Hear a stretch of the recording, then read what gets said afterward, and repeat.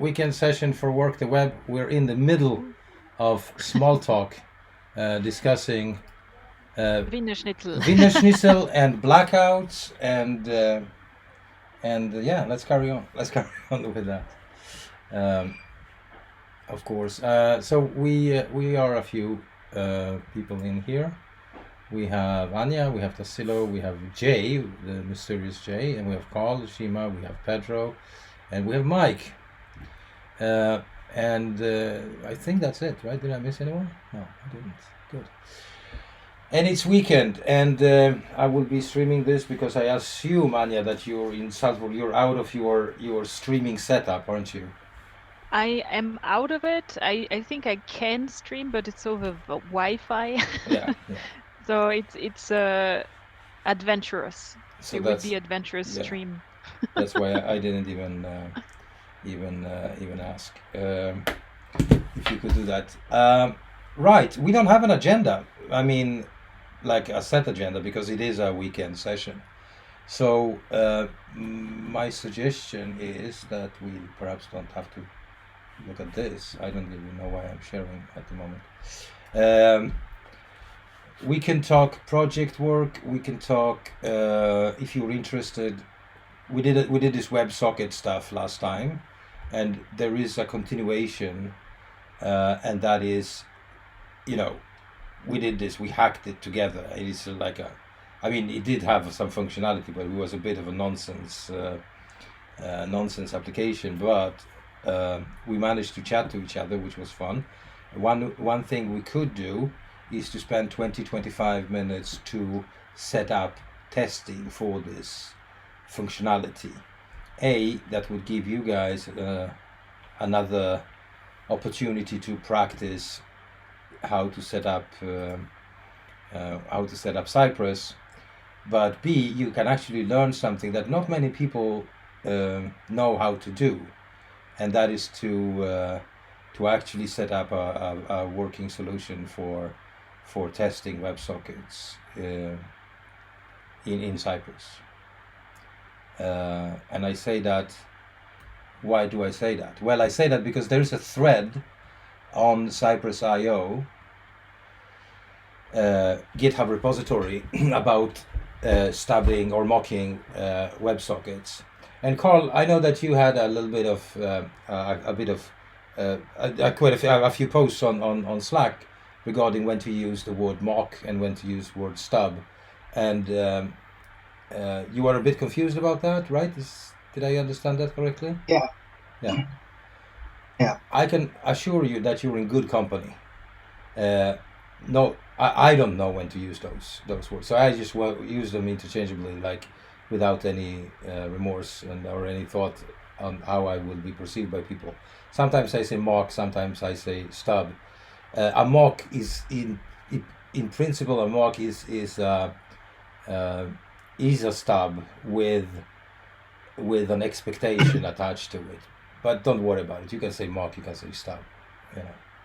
Well, yeah, I was reading articles, and then one person described what you did as mocking. Then another person said mocking and stubbing are like brothers. And yeah, brothers or cousins. Yeah. Pedro, do you have any opinions on this? No opinions? Mike, do you have opinions on mocking and stubbing? Sorry, I was muted. I think. Go ahead, Mike. Yeah. I think mocks are great, I would say. Yeah, well, they're great. Yeah, but the difference between mocks and stubs. Yeah. So. Yeah. How do I think this got me off guard. But then I think.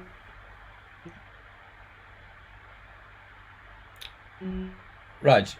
So we're losing your sound there, Mike. Objects that, yeah, I turned off my video. Let me just see if, yeah, you can hear me now? Yeah. Yeah. So stubbing mocking, you just mock that maybe a function was called or something. You will just return, like have like a method that probably returns a function, something that you expect to be called or something. But then with stubbing, you create the object that you want to mock its methods of. Yeah, I'm not sure if Okay. Yeah. I'm correct. So- Do I get it? With stubbing, like it's just like returning a kind of fake object, and with mocking, I might also be testing methods. Yeah, or functions. yeah, we can settle for that. You know, that's perfectly fine. Yep. Yeah. All right. Let's let's move on to the thing is that the thing that we did with intercepting HTTP requests using the CY intercept, that is not possible to do with the upgraded HTTP request that we could do that we use in WebSockets, right? So that's not possible.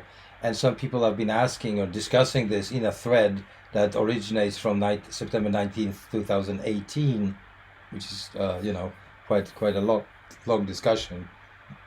For a long period of time, nothing really happened in this thing. And then there was some suggestions. I know I visited this back in August last year, so I've been away from this for at least 12 months. And after our last session, I decided to just revisit this. I had a working solution back then, but I wanted to improve on that.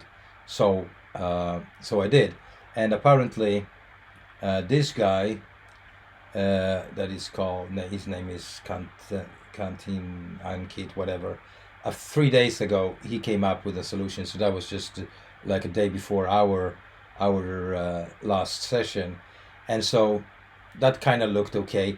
And this is the thing that made the cut for me, the fact that he's using Cypress promise. So Cypress apparently, and I didn't know that actually, does not use regular JavaScript promises, but rather a specific way to deal with promises, and that is called something like it's called Bluebird promise. The fuck ever that is, no clue.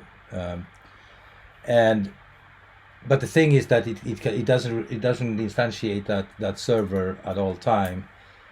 Got me a bit inspired, so I wrote a function for this, and I actually shared the link to that solution in this thread. And so I wanted to share this with you guys, okay? And now I'm going to do something that I sometimes do with my students and in other demos, and that is a talk-through demo, which means that the code is already written, and I will just talk about it, and then you can write it if you want, right? Which is a bit harder to follow along with. Can't put me on two times speed on this one, Anya, unfortunately.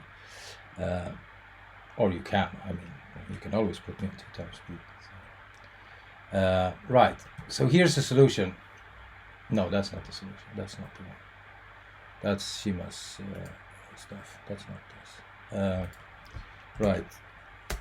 Work the web. No. Okay. Where are we? LS. VS Chat. Right. See that VS Chat. Right. That's the one. Sorry. While you're getting to that, can I ask one small question, please? Sure. Is it safe to say that this in JavaScript is comparable to self in Ruby? Yeah. Okay. A bit simplified. The answer to that is yes. It's the same thing, but it's not exactly the same. But pretty much the same.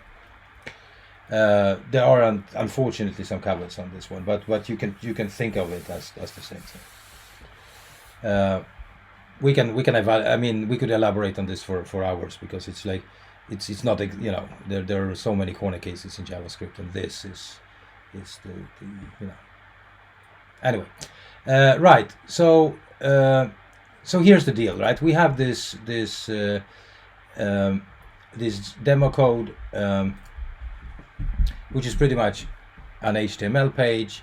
We have two main sections. We have the section where we set the nickname that is visible in the beginning, and then the chat section is not visible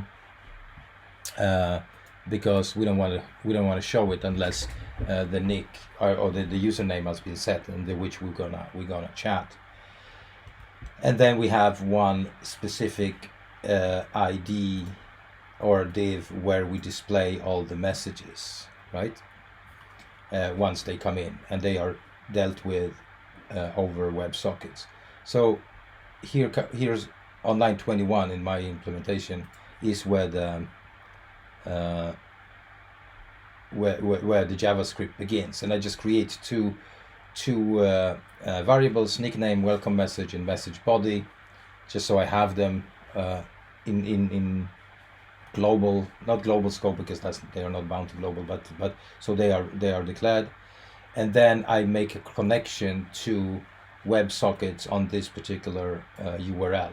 And as you remember, I was using ngrok to tunnel you guys into my local host, so that we could actually use this chat. But otherwise, this will be the URL to the web server or to the WebSocket server, whether it's your local host or something that is deployed or what have you.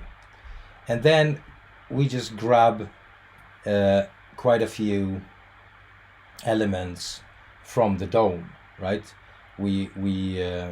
I mentioned already that we have this ID where we deal with nickname, so we have one input field and one button, and then we have the chat view where we also have a chat input, an input field and a button to send the chat view.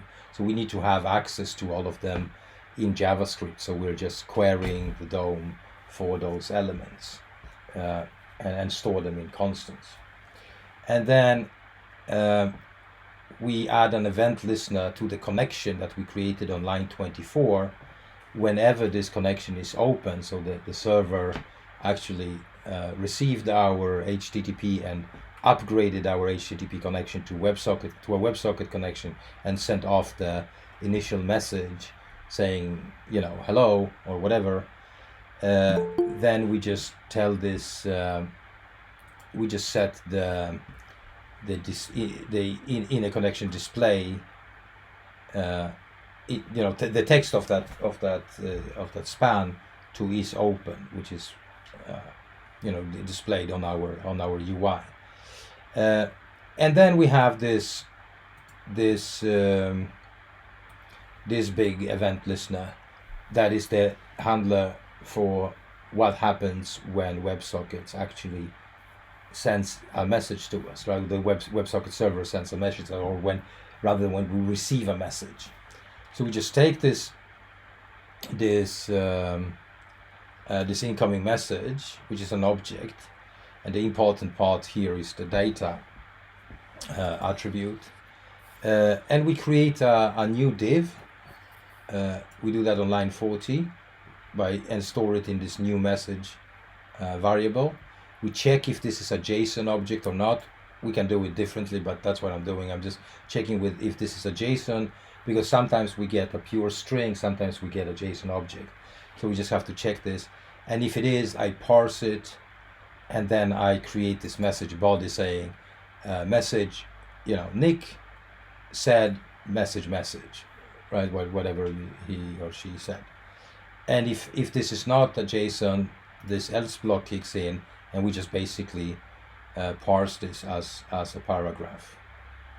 And that was the unsecure way of doing this, because if we use this inner HTML method on the new message, then people can actually send in a little bit of JavaScript. Nothing super fancy was being executed, but it is more secure for us to say inner text rather than inner HTML. So I'm going to change it to that. Actually, it's better. And then we just append this new message to the message display div, so we get a continuous flow of new messages. So that was pretty straightforward.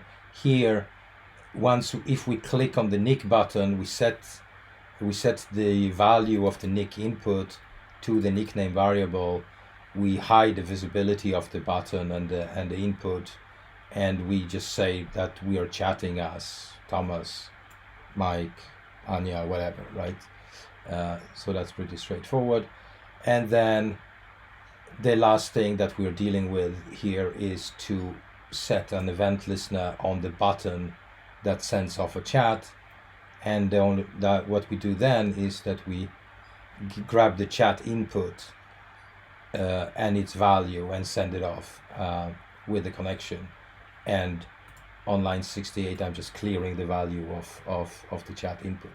And that's about it. Okay, so in principle, what it looks like is like this. And for those of you who has this code, I will set up a new. Let's see, this is client, right? So yarn start server. We need to start the server like this, and here I need to start ngrok. So I'm just going to grab this, and I will get a new URL. So I'm just going to have to take this number here and change it to this. Right, and so if I Sorry, Thomas, yeah, there's a question. I could probably like fork this from your repo because I missed out on the WebSocket day and I haven't caught up. sure, you can. Everybody can do that. Actually, there was sure. Let me just get that. It's already there. It's right here, right. So I'm going to paste this in chat here. The gist. So Pedro just sent the gist. I can send the repo. Doesn't really matter. And if anybody on Twitch want to fork this is where it is. The only thing you need to I would actually go with the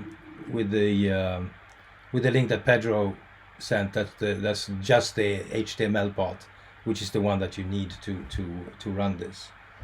But if you want to run the tests and everything else, then you can fork the repo. Okay. Well, if I want to code along today with creating tests, which ones? We won't be coding that much today. I will be talking about the tests that are already written, so you can fork the repo if you want to have those tests, because I already wrote them. Sorry, I missed that a bit because I was eating. Yeah, I got you. Yeah, I got you. No, but so fork the repo then. That would be the best thing. Now, what you need to do once you have forked it is that you need to go to this address. Well, no, you need to. Damn it! What am I saying? Yeah, right. All right. So here on line 24 in my HTML, you need to change that URL to this one that I'm using today, and not the one that I used last time, because that won't work simply. So let's just go to localhost 3000. Right, live long and prosper, he sends out. And Raisin just said poggers. Right, that probably means something, but I don't know. It's Twitch slang. Oh, it's Twitch slang. You see, I'm an old guy. What does it mean? It's basically PogChamp with the guy surprised, like really excited about something. Awesome. It's the emote. Awesome. Yeah.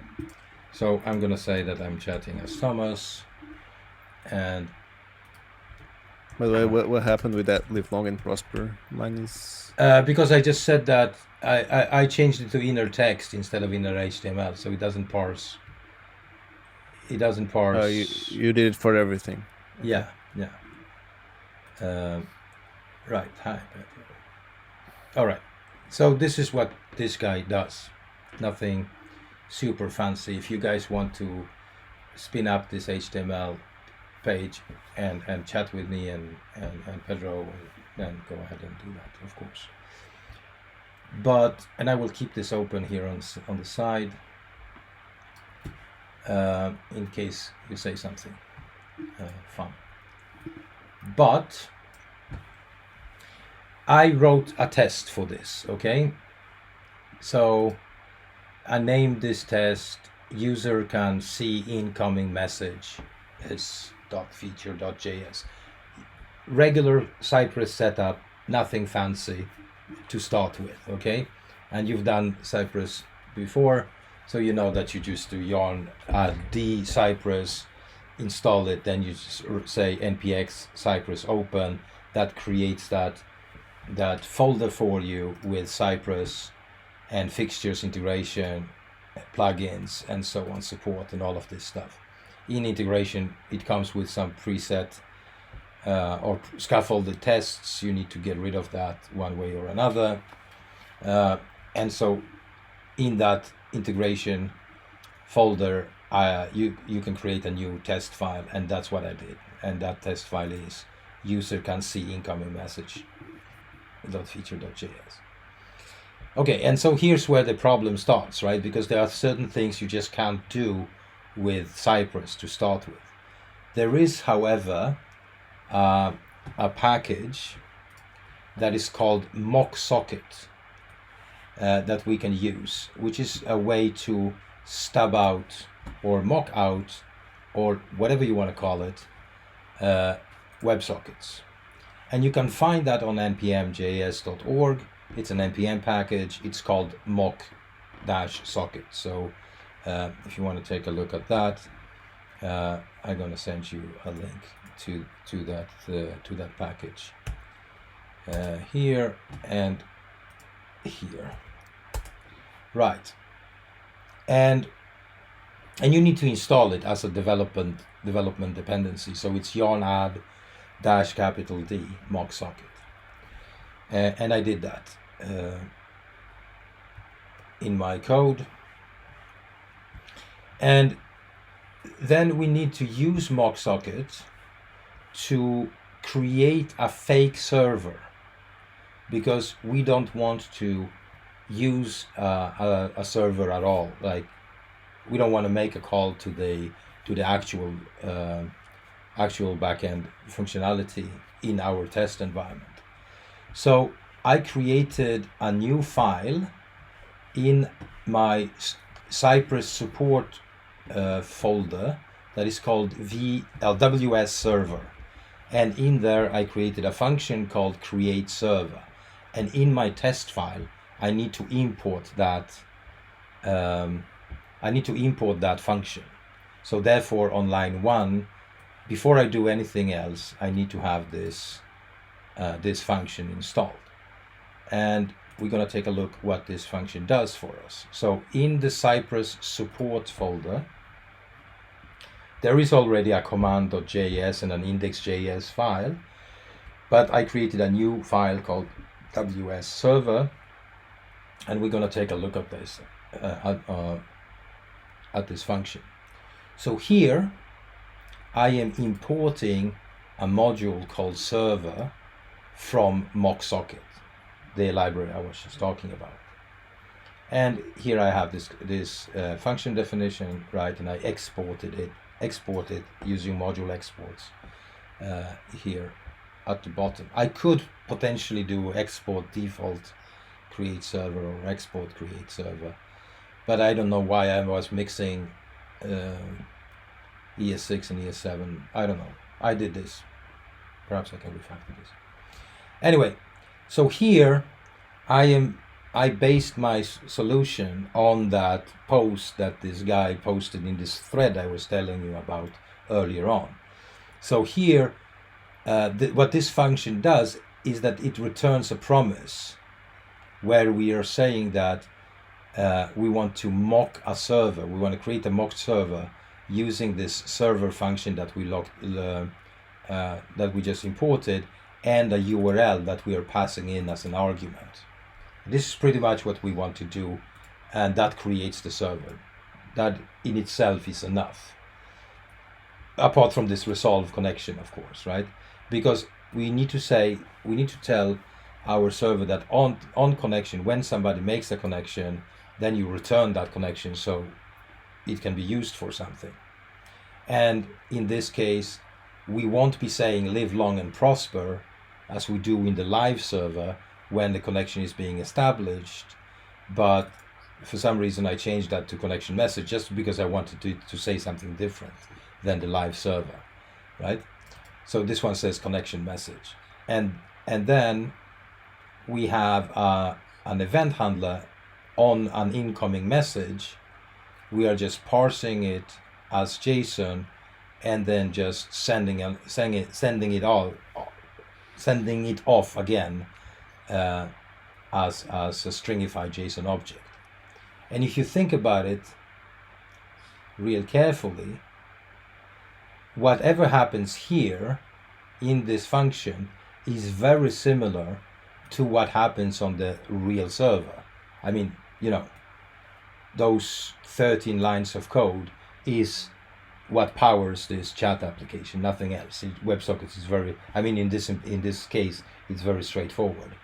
And so, we have this web server on connection send. Here we say live long and prosper, which we should probably change to not include those H2s. And then we have connection on message, and we parse the message and then we send it off. But here we are sending it off to every client that is connected. In our test environment, we only send it off to one. We just ping it back because there is no clients in this environment. But functionality wise, it will be the same thing for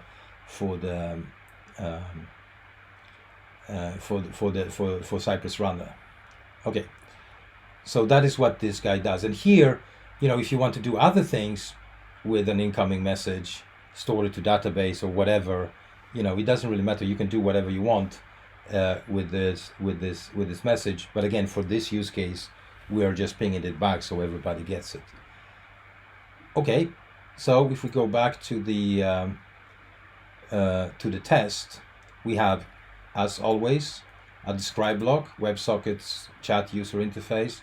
We create this web server by invoking this create server method and passing in the URL, which I, by the way, need to change to this, so it actually uses the right URL.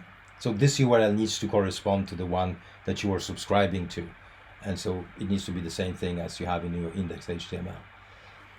And then I have a custom-made command that I created just for my convenience. I don't say cy visit root path, but I say cy visit with vs stub, and I created this command, and that command is being created in support commands file, and here it is. This is the one that I just selected. So what it does is that it takes one argument and it says ci visit path, right, which is like the normal way of visiting a page in Cypress. But then it takes another argument, and this is the key to the whole thing. We say that before you actually load the browser, hello Carmen, before you you load the browser, we stub out the WebSocket that is bound to the window object, and now every call to WebSockets or from WebSocket will be intercepted. Now the live server will no longer be used, but rather this fake mocked one that we created. And then I created another one that I will be talking about in just a second, so I might as well just talk you through this. There's one called incoming message, and it just takes two arguments: what server you want to use and what message you want to send out. And so we wait for that promise, which is the web server. We wait for that promise to resolve, and then whatever we get back will be the connection. And then we just say, if the message, if we are sending in an object and not a string, then we stringify the message. And if it's not an object, then we just grab it as it is, and then we send off the message, basically, and that's it. And the message is being sent off from the web server, and the application just deals with it, you know. So we, in this before block, I am visiting the web page with this WebSocket stub. I'm grabbing the NIC input and I'm saying user 1 in this case, and I'm clicking on the set NIC button. And as you guys can see here, I'm using IDs, which is not the best practice that I've been talking about with data CY. But again, this is just a demo, so I cut myself some slack on this one, and use this ID setting or ID syntax. And then we have a describe block on connection to VS server or source. Then we're expected to display the connection message. And you remember I didn't say live long and prosper in my fake server. I said connection message. So that is what is being displayed. I could say connected to fake server, something like this instead. Perhaps this will be more telling. I will just go into the server. Where is that? There it is. So I will not return connection message, but rather this, connected to fake server. Right. And then my next test is on receiving an incoming message, the chat user interface is expected to display a new message. So I'm using that other custom function that I wrote, incoming message. I'm just passing in the VS server that I, again, created on line 4, and I'm just saying Nick Thomas is saying hello world, and then we're just saying that, if this is coming in from our WebSocket server, then the div with the ID messages should contain text Thomas hello world, and then on sending a message, I don't know why I'm making so many typos, but I was alone. On sending a message, the chat UA is expected to display the message that was just sent, because if I send off a message, that message is also visible in this messages thing. So we're all good on that one, and I can run this, I guess, right? So let's see if we can open up a new terminal. And it doesn't matter if I have the server up and running or not. I just keep it running because perhaps you guys want to chat with me, but it's only better. Oh man, you're the only one who want to talk to me. On that subject, yeah. All I have to do is open the index.html and I'm ready to go. Yep, you should be. You need to change the ID of the server. Yeah, to this 9AF4. So I did that, and I wrote, and nothing's happening, and I copied what you copied, the 9AF thing. Really? Does it say connection is open? Or And it says connection is open on my webpage, yeah. The first time you type in, you're setting your name. The second one, you're... Don't worry. Yeah, message.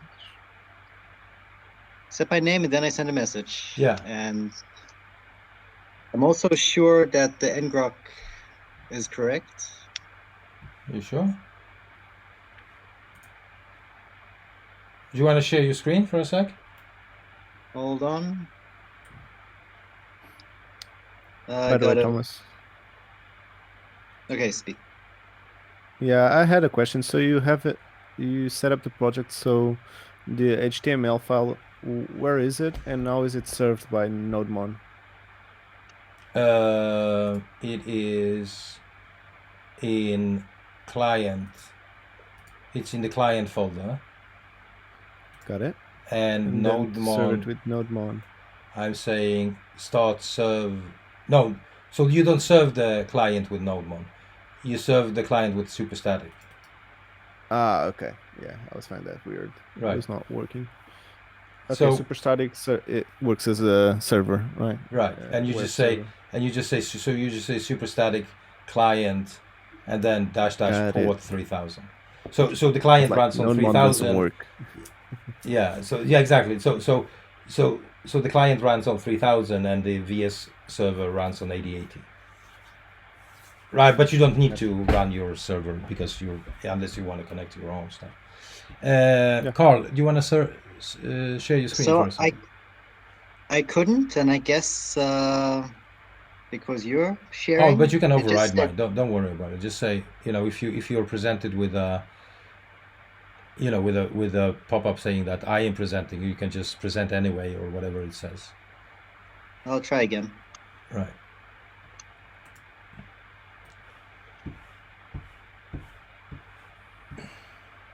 It just it says sorry, an error has occurred when screen sharing. Really? Yeah. Well, then Like both times. Then I can't really help you, unfortunately. Well, could you? I don't know. So okay, so let's just go over this again.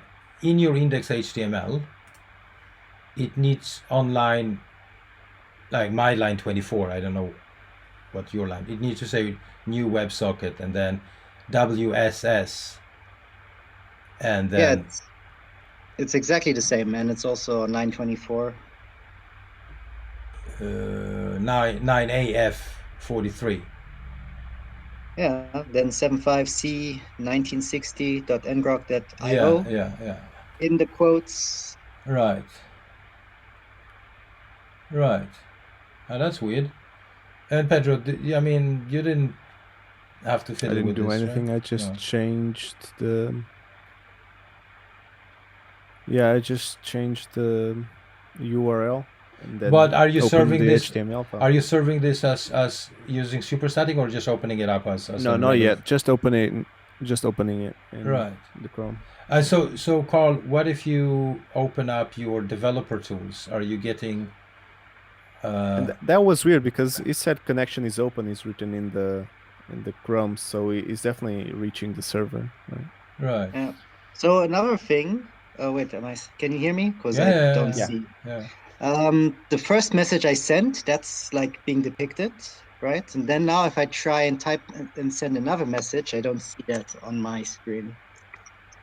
So I go to the console Right. Try to reloading the page just once and set the nick again. By the way, Thomas, do you have it running? Because if you stopped running the thing, you will not receive the messages. right? Can you send a message, Pedro? Yeah, let me just.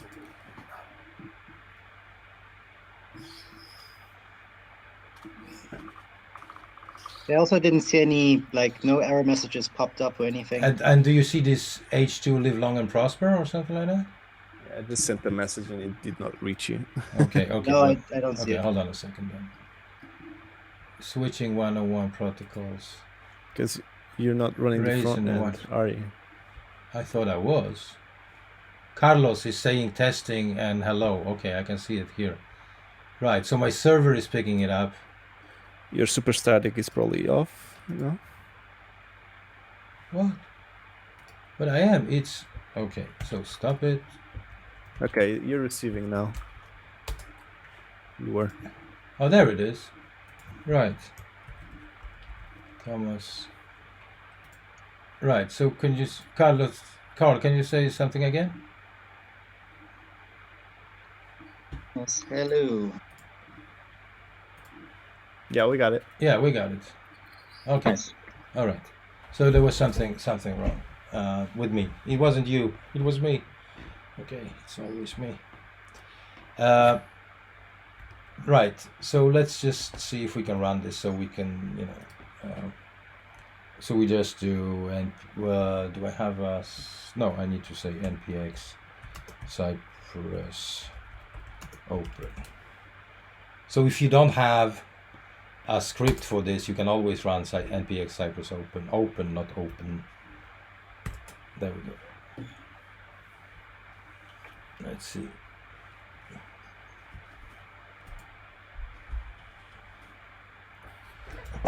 Who do we have? We have Big Linter. Hi, Big Linter. You again, you said. You again. It sounds like, no, not you. You're welcome. Why did you say you again? It felt like, anyway. Because we've been in touch today. earlier. Oh, okay, I guess. It was not meant to be a bad comment, but yeah. Okay.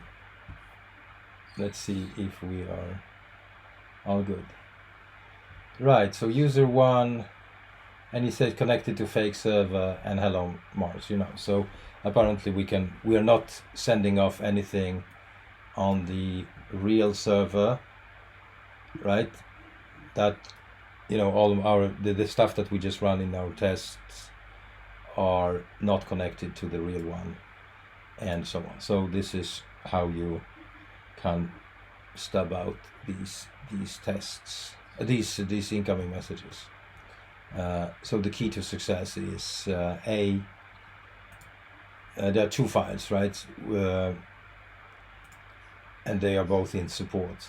First, the VS Server one, where you set up the fake server, and then 2 commands in the commands.js file, where you basically visit the whatever path you want to visit and stub out WebSockets, and then the one that allows you to send off a message from the server, and that's it. That's the whole thing. Any questions on that, folks? I know. I feel the same. I'm also amazed, speechless. That's how I roll. No, I'm kidding. No, but it's a working thing, and you can use this for stubbing out socket IO messages or whatever, basically. So Thomas, Mhm. you said the original thing you created was kind of hacked together and not good practice and stuff. You said something along those lines. Yeah, you mean this? So I mean this index HTML, right? This chat, the entire chat interface feels a bit hacky. Could you quickly go over what feels hacky? What you I do? wouldn't write it in vanilla JavaScript altogether. I would probably, I don't know. It feels, I don't know. I probably just said it just to cover my ass, but I mean, it's way too much code for so little functionality. Okay, So, fair enough. But I mean, yeah. it's good for a demo for us. For demo, yeah, absolutely. I would say, yeah. Right, For thanks. demo purposes, it would be good. And it works. I mean, we can, and especially with tunneling this using ngrok, we can apparently chat to each other, even if it's only hosted on my local host. And the beauty of the whole thing is, of course, this server. I mean, it's 13 lines of code, and we can have a chat with us. Chat. That functionality. is awesome, yeah. I have a question, Thomas. Go In ahead. the so I'm just looking at the Cypress support WS server JS file. Once again. The WS server JS file, Mhm. .js file, where you use the mock socket library. Mhm. And right here, when we do create server, we pass in the URL, and you are actually passing in the real URL, right? Because that's the URL that the application is using. Yeah. And why do you need to pass in this URL if it's never really calling it? Like So it's I can never reaching the. So I can mock it. Okay, and then you need the actual URL for it, or you just need something that mimics the behavior of a website. Well, no, because I need to. So this one is not foolproof yet, but let me explain it like this. Let's see, where is the Mhm. server? Right. Right. Let's. Oh, you know what? Let's pass in something different here, right? Let's just remove this.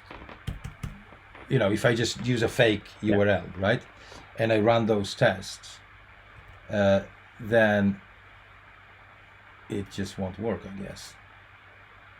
You see, there's nothing there, because the application is not making that call. The application is using a different so I have to use the same URL that the app is using. Oh, Yes. got it. Right. Got it.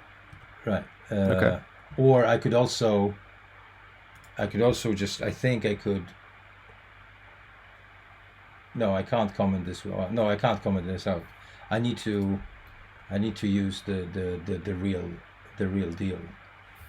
Otherwise, this won't work. So I have to fake it. You know. Well, I can write the entire test you with just, you know, visit and you know, if I just get rid of this and do this, I think, and then I have to comment out this.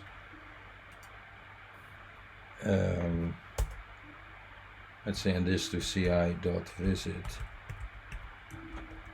because I do have the server up and running, right? Oops. Right, let's see what happens now. Right, because now he is connecting to the real server. Do you understand? And now he says, "Live long and prosper." Do you understand? Mm-hmm. Got Right. it. So it's either you use the real one, or you have to pass in the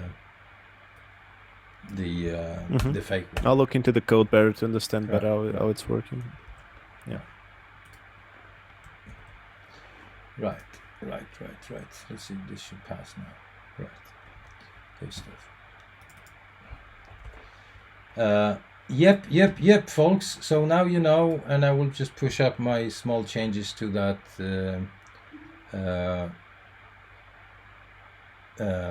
repository, so it's actually there.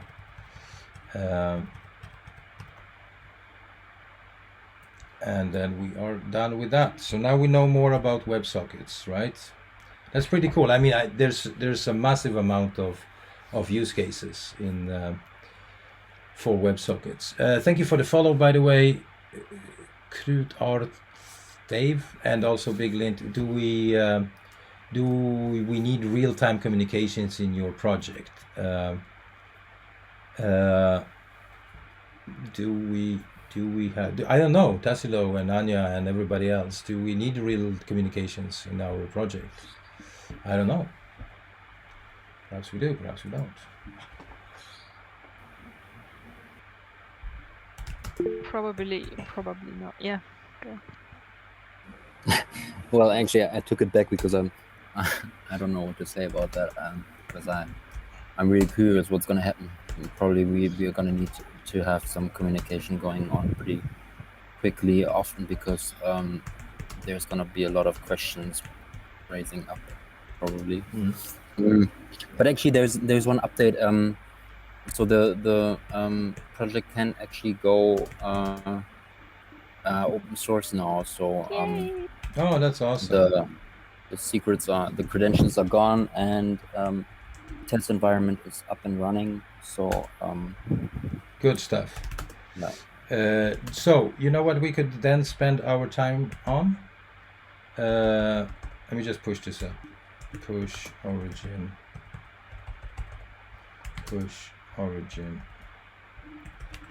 Main. Right, let's just push this up. Right, so I suggest in that case that we that we take this on and set up the project on my computer, because I prepared for that, so I removed it from my system, and I was thinking that we could set it up, or I could set it up. We can, we're recording it, and that would in principle serve, if we run into any issues or things like that, perhaps we can document this, and that could potentially serve as a reference for all the developers in the team to set this up on their local hosts. Sounds awesome. Yeah. Yeah, a question. We had this discussion like in the last session where did we decide to create it from scratch or to refactor the already existing code? What was the decision? So Yeah, right. Yes, Anya, we did have that discussion. You look so surprised just a second ago. You were away, doing all the more important stuff. Yeah, You- I you- haven't reached the end of the video yet, but now I'm I'm very curious. Yeah. No, so there were two or we actually boiled it down to three suggestions or three ways we could move forward. There was a total rewrite on the table, right? And Mirsad was propagating for that we should start from scratch. Now I advised a little bit against that, although I did see the merit of the proposal and why that would be a good thing for us, but taking into account the composition of the team, the soft deadline on the graduation, which is not a deadline in any way, because as we said previously, the work on this project could definitely go on and should go on even after we're done with this project. I just got a comment from Big Linter that the young ones always want to rewrite everything. The youth, yeah. Yeah, I think it's not very close to reality, because it will seldom happen that a company is fine with you rewriting the entire code. I don't think it's very much what happens. I agree. Although there are use cases for rewrites, of course. When you work with an MVP, sometimes the code is what it is, right? You had a month or 2 months just to hack things together. You push it out. Yeah. And once you are going into you get an investment or whatever, there's a decision to True. actually go on. Yes. There are sometimes you start from scratch. But in this case, what I pushed for, and I think that's what we kind of agreed upon, and I think it's good that we clarify this today, is that let's bring this into the state where we are today. Tassilos just said we can open source this.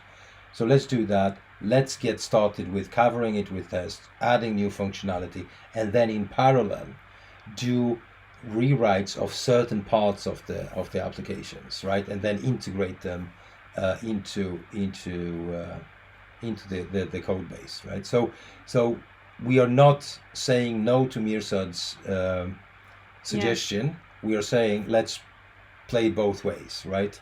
And I think That's a good idea. I think so, because then the senior devs here among us, they can find something interesting to work with. We lower the threshold for everybody that feels that they are just beginning JavaScript, React, backend, yada. I mean, I know shit about Firebase, for instance, right?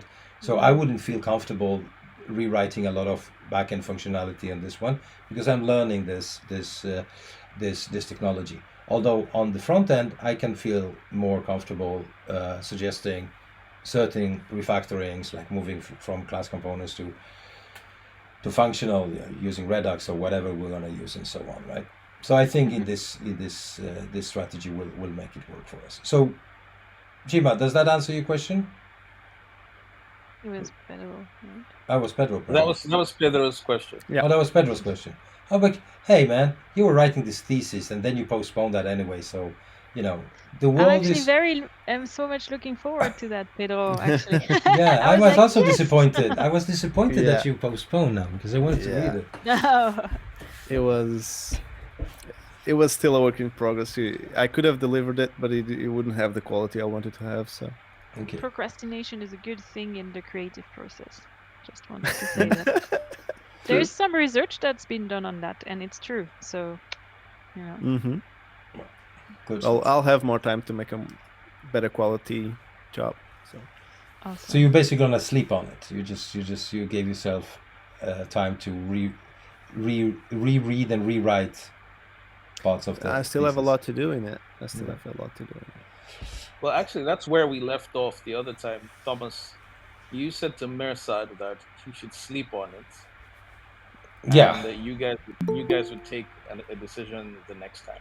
Okay, so perhaps that was so we just took the decision, I guess. And so now Thomas is taking advantage of Mirsad being Mirsad gone. sleeping. I guess so. Big Linter just said that the term we are looking for here is tactical refactoring. So we're going to do a tactical refactoring. Oh, That's a very awesome. fancy word, and I thank you for that. I'm going to use it. I'm going to incorporate that into my vocabulary. Tactical refactoring. So let's do tactical refactoring.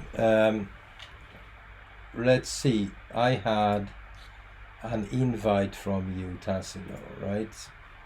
I just need to find this link. Or perhaps you can share the link to that to the repo. Yes, I can do that. There's actually one thing we have to decide on, or like I don't have the experience of how this should be, but like the tutorial I worked with split the code up into two repositories. One repository for the front end code and one repository for the back end code. I merged that together in my one folder, but I think then the git ignore has to be also in the going down the line. Probably. Let's see.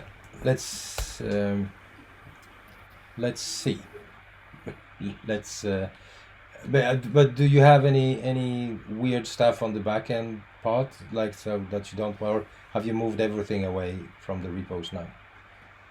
Yeah, well, actually, the front end code has none of any credentials or whatever. The back end code does have the Firebase credentials, where Mirsad said it's no problem that if it's open. Okay. I'm not 100% sure about that, but all right, send the link in chat and we'll work our way through this. We'll see where we end up. Pedro, you set this up on your local host already. Was it hard? I didn't set the whole thing up. I just launched the front end. Yeah, that's what I'm gonna do now. Also. Yeah. No, That's the first it was step. just running npm start. Yeah. I believe. And did you have to set up like your own? Oh, we covered this because they are hiding the Mapbox stuff now, so so we probably need to. Probably gonna have to set up an account for that. But okay, let's see. We are here, and it's called Bachelor. Mapbox is the library used for the visualization, right? Of the. Yep. Okay, so I'm gonna fork this one. This one is private, yet we're gonna open it up. So I guess I'm gonna fork it to my own to start with, and I'm gonna copy this, and I'm gonna clone this down to my computer. Git clone. But I also wonder if we should maybe change the name of the client code is called right now Firetry, which would maybe confuse some people. So I think there should be some renamings of folders and. What does that mean, Tassilo? Well, actually, I tried the first time with Firebase, so I just called my project Firetry. Oh, I see. Now that makes total sense. Yeah. Yeah, absolutely. So I'm just gonna CD out of that stuff, so I don't make a complete. That's more regional than what I would have picked up. Probably something like Firebase try instead of Firetry. So. Right. So now we are here, right? Okay. So in our ls, so we have Firetry. That is the Firetry, right? That's the backend. And then we have. No, Firetry is the client code. Oh, that's the client code. Front end. Oh, yes, we should definitely change that. Right.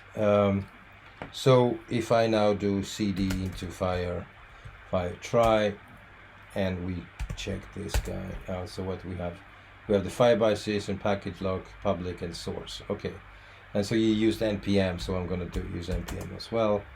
Npm install, and we're just gonna go here, and we're gonna install the whole thing.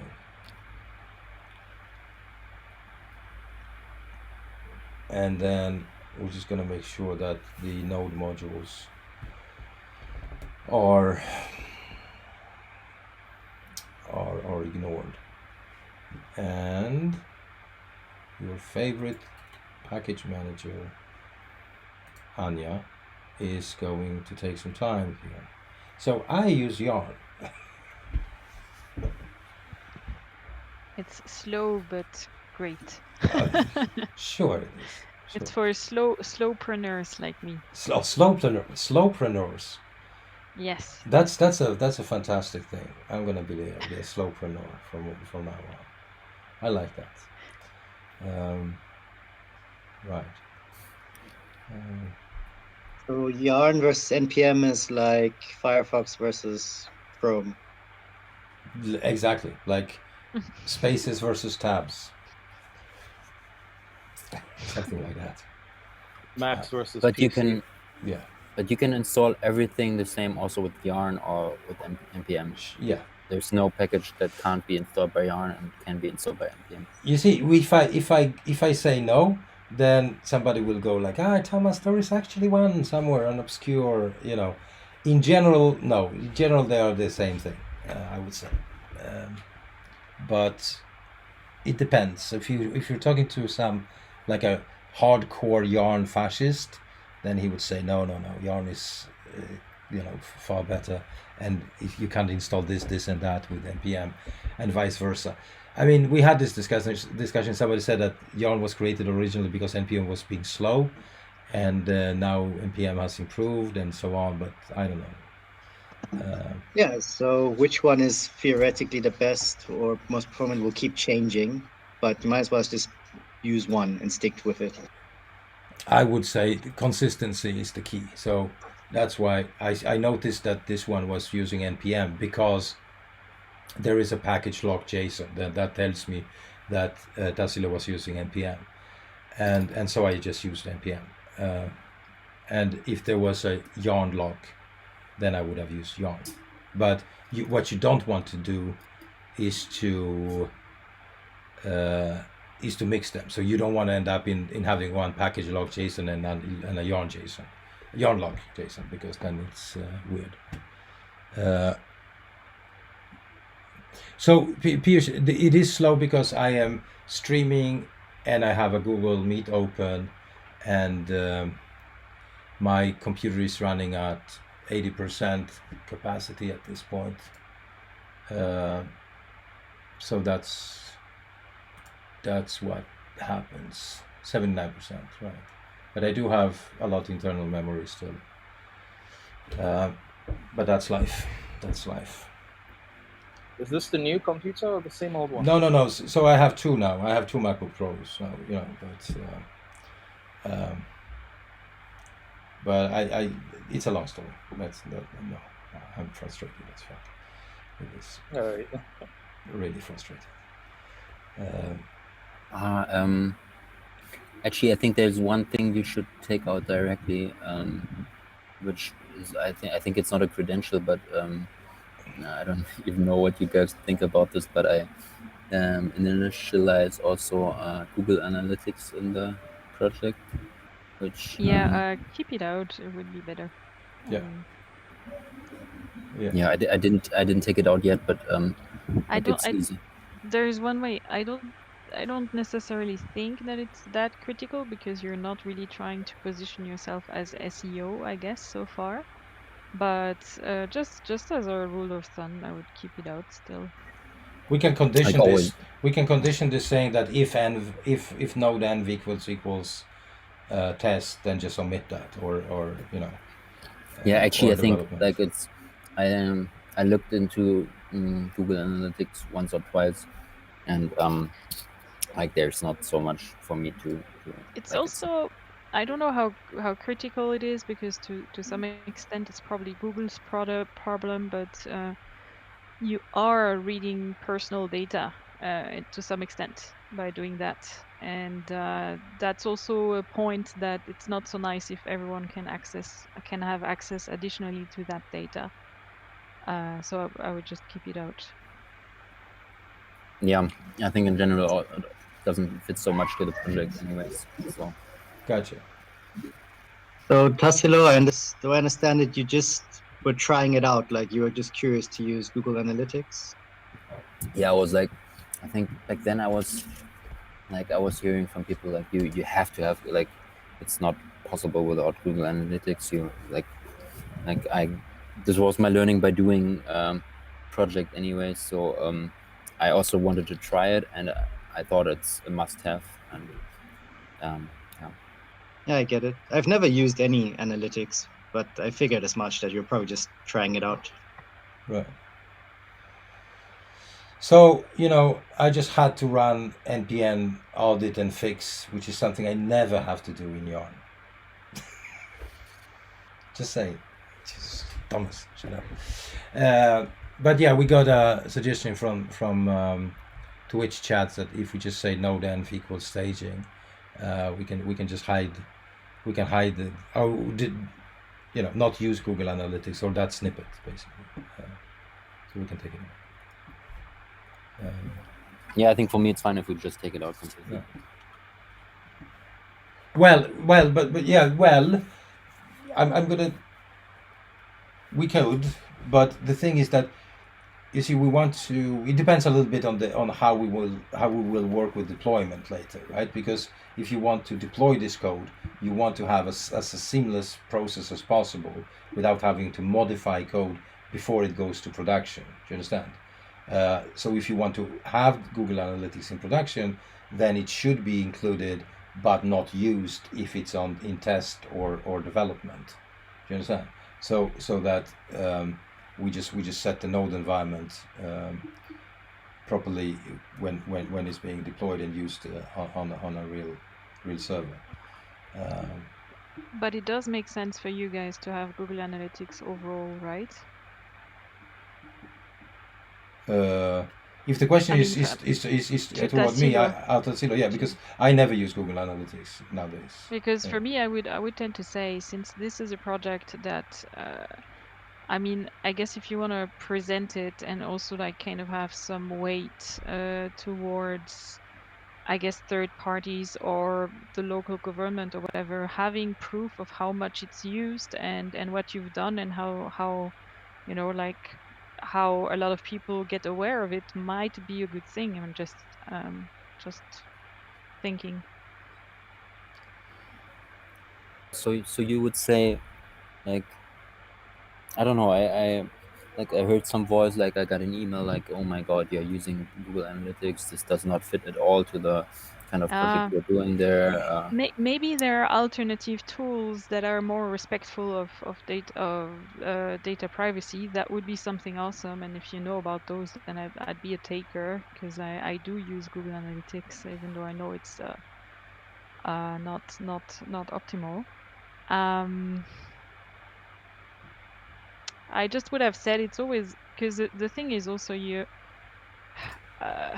Yeah, I'm just wondering, but sometimes what you can certainly analyze some flow of behavioral pattern and stuff, and maybe if some people get stuck somewhere on your page and stuff like that. I mean, it's probably not things you're doing at this stage, but in the long term, it's also like you can read a lot from Google Analytics that might help you create a better tool. That's what I think in the long term.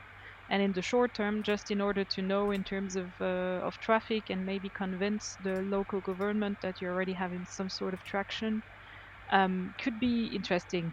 Doesn't have to be, but I could see the use in a tool like that at least. Right. So we got Thank you. Big Linter and NGOS might have a prob there or whatever that is.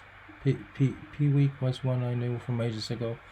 Guys, if you are on Twitch, there, if you check out the chat there, there might be some suggestions. I don't know.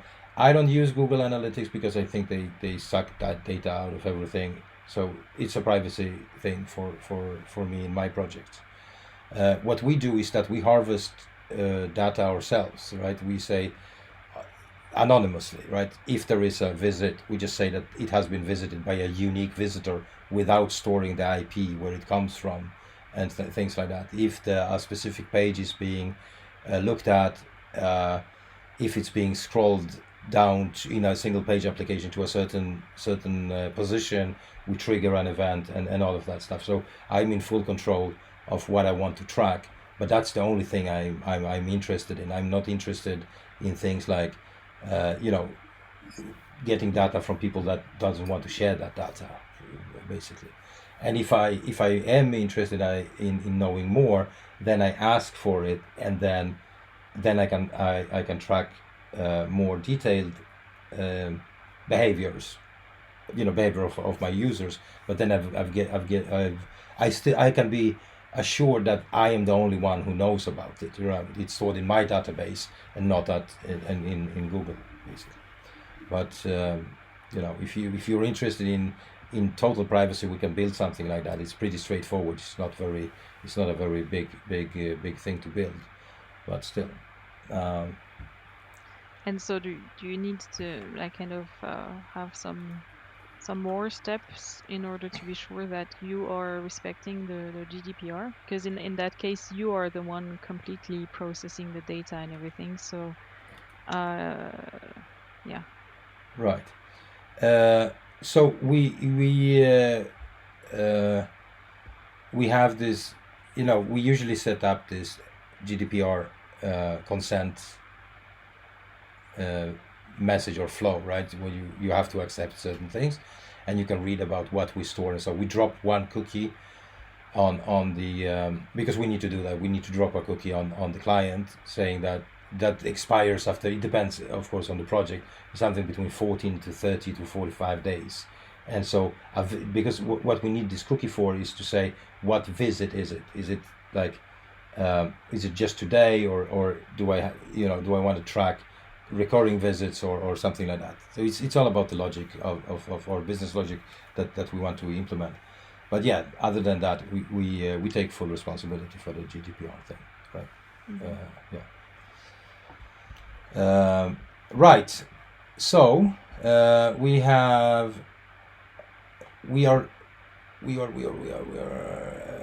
ignoring all env files, right? So you have set up a .env file somewhere, Tassilo. Could you send me a structure of this .env file, what it's supposed to look? Do not send me the credentials that is in there, but just the keys that we are using, if that would be possible. Then that. Yes, I actually wanted to ask, is there actually a way to not ignore the how do we actually do today I deleted the .env because I didn't have the .env in this git ignore file before, and then I deleted it from GitHub, and then I had to pull afterwards when I even had my own how do we make that the .env is not every single time overwritten, and then I have to create a new .env. Okay, so the simplest way to do that is to have it as you have it here. You ignore everything, right? And then you just in the setup instructions, you say that every developer needs to create the .env file and place certain keys in that .env file. You understand? That is the simplest way to do that, I would say. You could also leave a template like a .env.example with the keys. .example, right? Yeah. And then without the actual keys in it, but with the placeholders for you to fill in the things you need. Right. So in this case, Tassilo just sent this. So we would create a .env file in the root folder, and then we would have two keys, right? One called React App Mapbox Access Token, which would be something, and then we have this React App DB base URL, which is, and that you sent that. So this one is not the production server, right? Exactly. This is the test server. This is the test server. Okay, so we can use that one. There we go. So you have React App Mapbox access token, and this is the secret, right? We don't want people to use this one. And then we have the React App DBase URL, which is this one. Okay. And now I created this on my local host. It will be ignored. Hopefully, it depends if you set up the git ignore properly. Yes, you did. Good. So that is totally okay. Now, but by the way, ls-a. Right. So because the git repo is here. Right. Exactly. Right. Right. Okay. No. So that is okay. So now I can just spin it up, right? Let's see what that says. The map won't work. Let's see what sort of scripts you have. You have analyze, start, build, test, eject.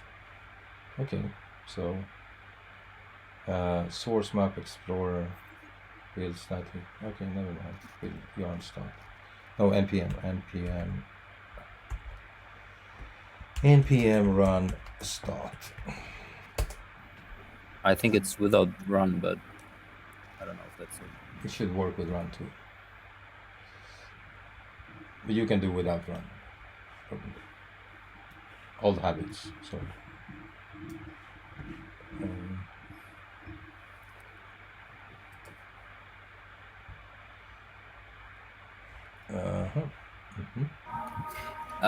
There is some things not working yet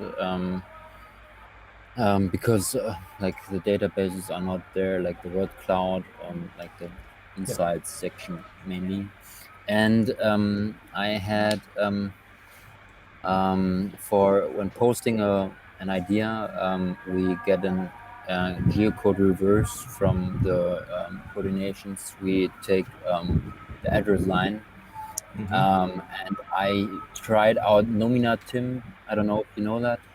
It's an OpenStreetMap service. And at some point I realized this API is sometimes down, and therefore I commented it out, left it in the repository, and added another Google Maps version of that, and had this always in there. But then now, just for uploading it a few days ago, I took out the Google Maps component for geo reverse coding, so that we don't have to have this access token also. So this Nominatim sometimes works, sometimes it doesn't, but I anyways have to, like, I think we have to refactor this component because because there's some issue which could be better. Yeah. Maybe with Google or without. Gotcha. Well, we can look at that, of course. So there are different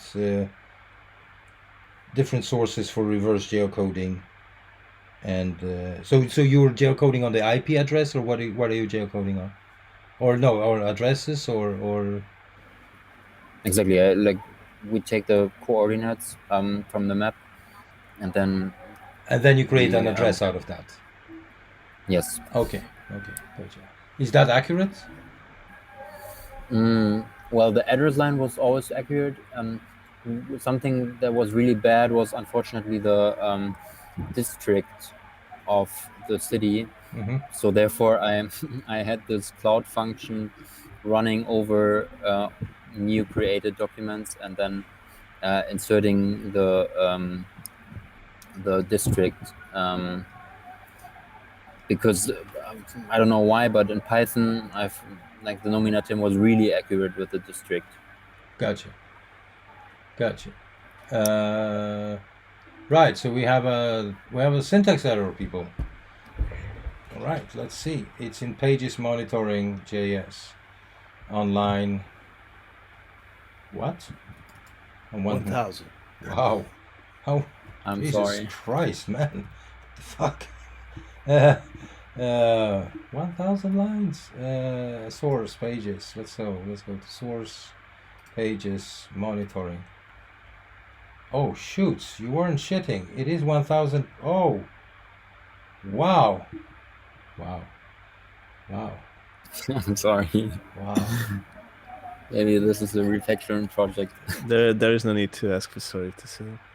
No problems. It's all good. Some people still swear by the number of lines of code, you know. Yeah. Well, no. Well, okay. Right. So why would this be a syntax error? This looks good to me. It's that open close in 1009. Is it? Can you do that even? Yeah, this is a fragment, so this should be. Okay. This shouldn't be a problem. And you have a ternary here. Const content equal. So sorry, since for us who don't know, so this fragment is not a React only thing. It is, but this is a React component page, right? We are including React.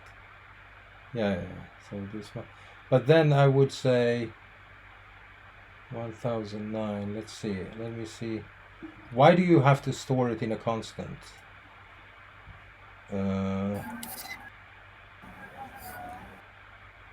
I think you're gonna have this "why did he" question often. Okay, gotcha. Okay. Like, Right. I think I just did it the ways how it like worked. When it worked, then I just continued that way. Yeah. Just keep going. But are we in the main return statement now, or No, no. no? We're not. Like, I also wonder because like I pushed this a few minutes ago when for me still everything is working. When did you push it? You said. Like I pushed like everything just before you Right. pulled it. So I heard that in JavaScript sometimes the errors aren't accurate with the line. No, but this one is complaining about that particular fragment. Oh, okay. So, but would that be? Maybe if you just put in. Would that be that? No, it shouldn't be that. It's a React dot fragment, or it doesn't matter. It shouldn't matter. But it's still. Now it returns an error here instead. But we don't know because it's really. Let's see. It's compiling. What if you maybe just? What if you take this component out completely? We'll see. So the problem with large files is that they take a long. You know, it takes some time to compile it. But Yeah, the error is gone. But now he's complaining about 1051. 1051. So could that be that fragments? Yeah, but What's the version of React you're using in this project? Well, I don't know. We can check. It's React.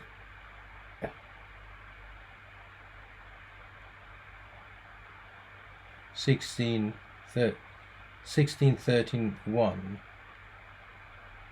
16.13.1. Really? And what? No, that's fairly recent. Right.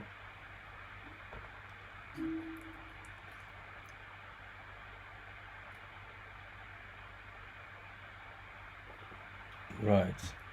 So Big Linter says that, well, if you solve it by making 20 files with 20 lines, not sure it will fix it. No, there is no guarantees for that, of course.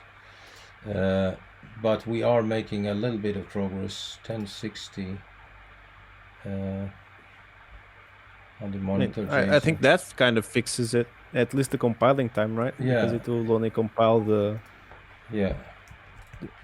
new file. So now we could now actually convert all the shorthand for fragment and make it fragment or instead of doing each one. Yeah, we could. Let me just check for that. Because so here you use just empty divs, right? So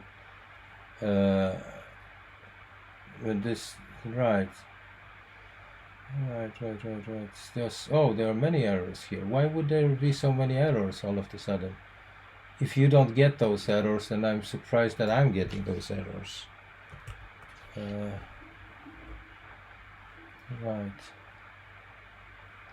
I've just read somewhere no, in Stack Overflow, that the syntax with just open and close, how do you say, lesser than and bigger than, is not supported by all tools, and they encourage to use React.fragment instead.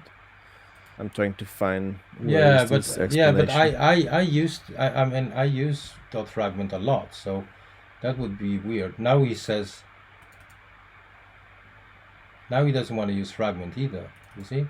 I'm getting it an says error. React to use React.fragment, but don't know.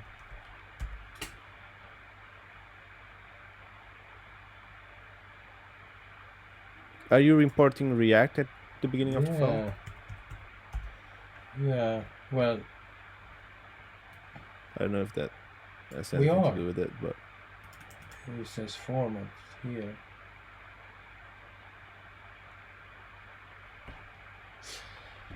Right, and we have an error here. Let's just have a look at this error. So it is complaining about the React fragment. So let's just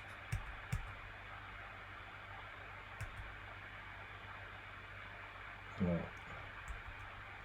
F React fragment. Is it possible to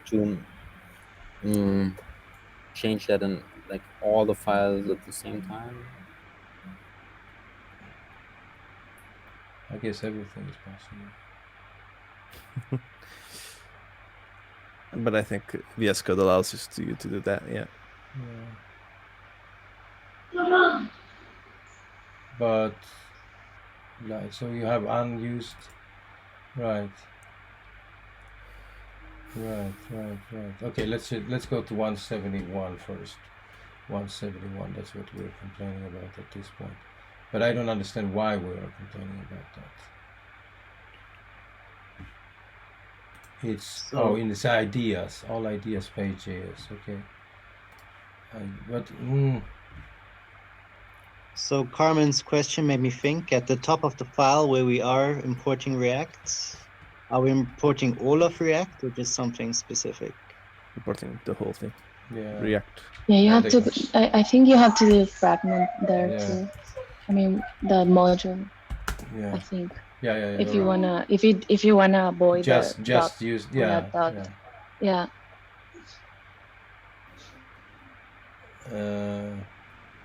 But it's actually weird. Like for Pedro, all this worked completely normal, right? Yeah, for me too.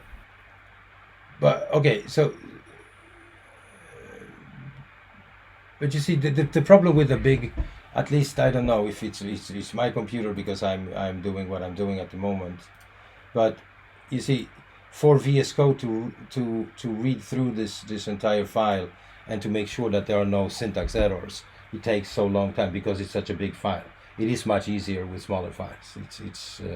It's just a fact that files should be smaller.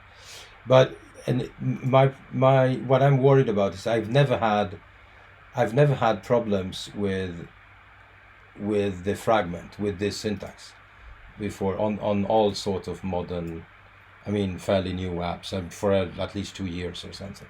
So I'm really, I never had to do this. So If- I've just read that it depends on the builder that you're using. In this case, React says Babel supports JSX fragments above 7.0. Yeah. Version above 7.0. And how can I don't we? know. Yeah. So, but again, we are using React. I'm saying the Babel version for The Babel, compiling let's the have a code. look. No, not React version. Okay, gotcha. So it would be the React scripts then, right? Right. So here React scripts is 1.1.5. No idea how to check the Babel version, to be honest. Yeah, well, because it's a managed Create React app application. So So you should have a dev dependency that's called Babel.js, I believe, well, if there are any. well, the only No. thing. No, there are not. No. And also, why would we have that? We have how to dump types in there. Right. Okay. So here's the thing. Here's the problem. I think that React scripts here says 1.1.5, and React scripts is currently in version 4.0.3. Right. So let's have a look at this scripts. Right. Okay, so what if we just stop this guy and we just do right, so we do npm, what is it called, update, or is it upgrade? Update, we'll straight update React scripts, npm. I don't know if it's called update. Perhaps it is.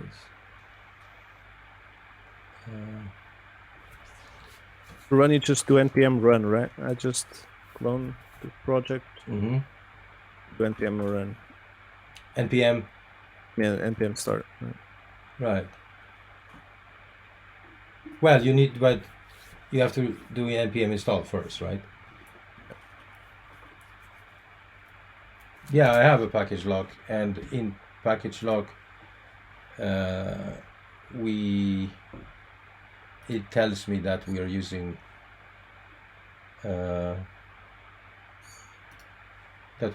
React scripts 1.1.5.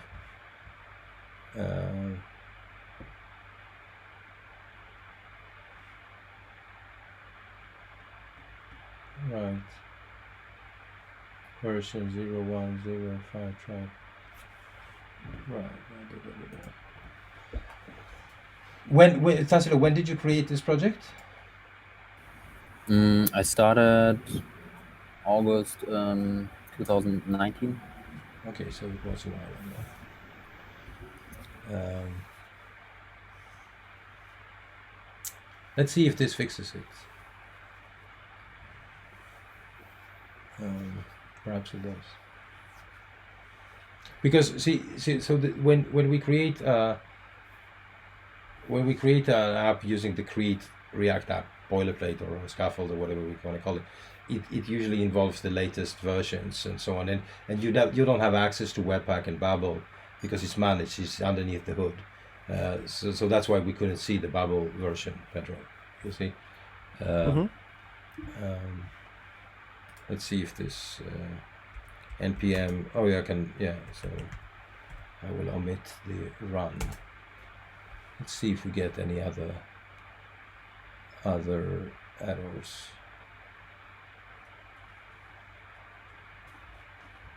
Yeah. Why would it? Oh no, it's compiling still. Okay.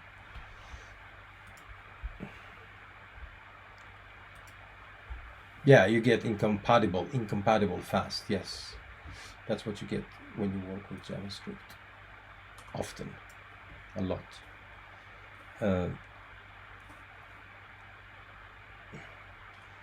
But you were right, Carmen. Of course, that if we wanted to use Fragment, we needed to say import fragment. And the problem with this big file is that it didn't give me an error immediately because it needs to read through the entire file, and then I changed that to include that.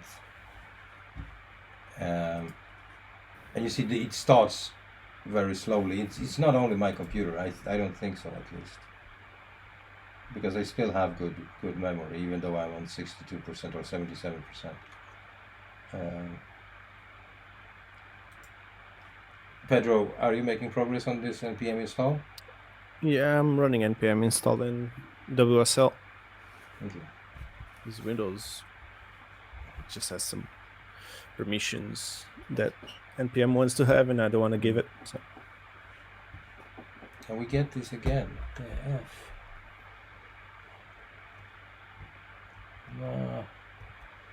Ideas, all pages. All page, ideas, all page. Ideas, source, main components. Ideas, all page 171. But I guess I have this type of fragment in many places. Yeah. So it's not a solution to update everything here.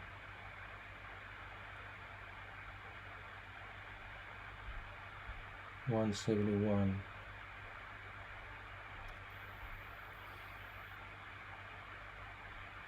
Yeah. And it works on your computer, right? Tesla. Yeah, mine, everything runs. And apparently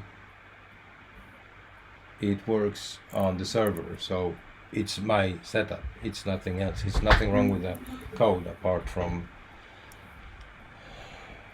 the length and so on. Is it maybe because of this format of the, like at the beginning of the file it says format, I had this beautifier. Let's see if that has anything to do with that. I mean, that shouldn't be anything. That's a comment for the compiler. Well, but yeah, but the compiler could tap into that, right? No.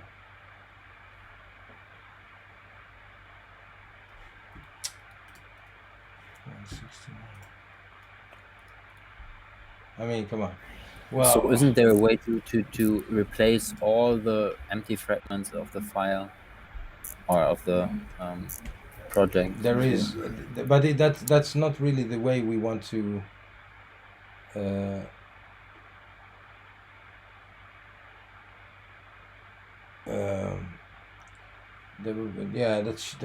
shouldn't. We shouldn't have to do that. Do you understand? Like, yes, we can definitely do it, but we shouldn't have to. What if is there like npm and yarn people? Because like, is there a way to just say npm upgrade everything, so we just install the latest versions of all packages? That should be a.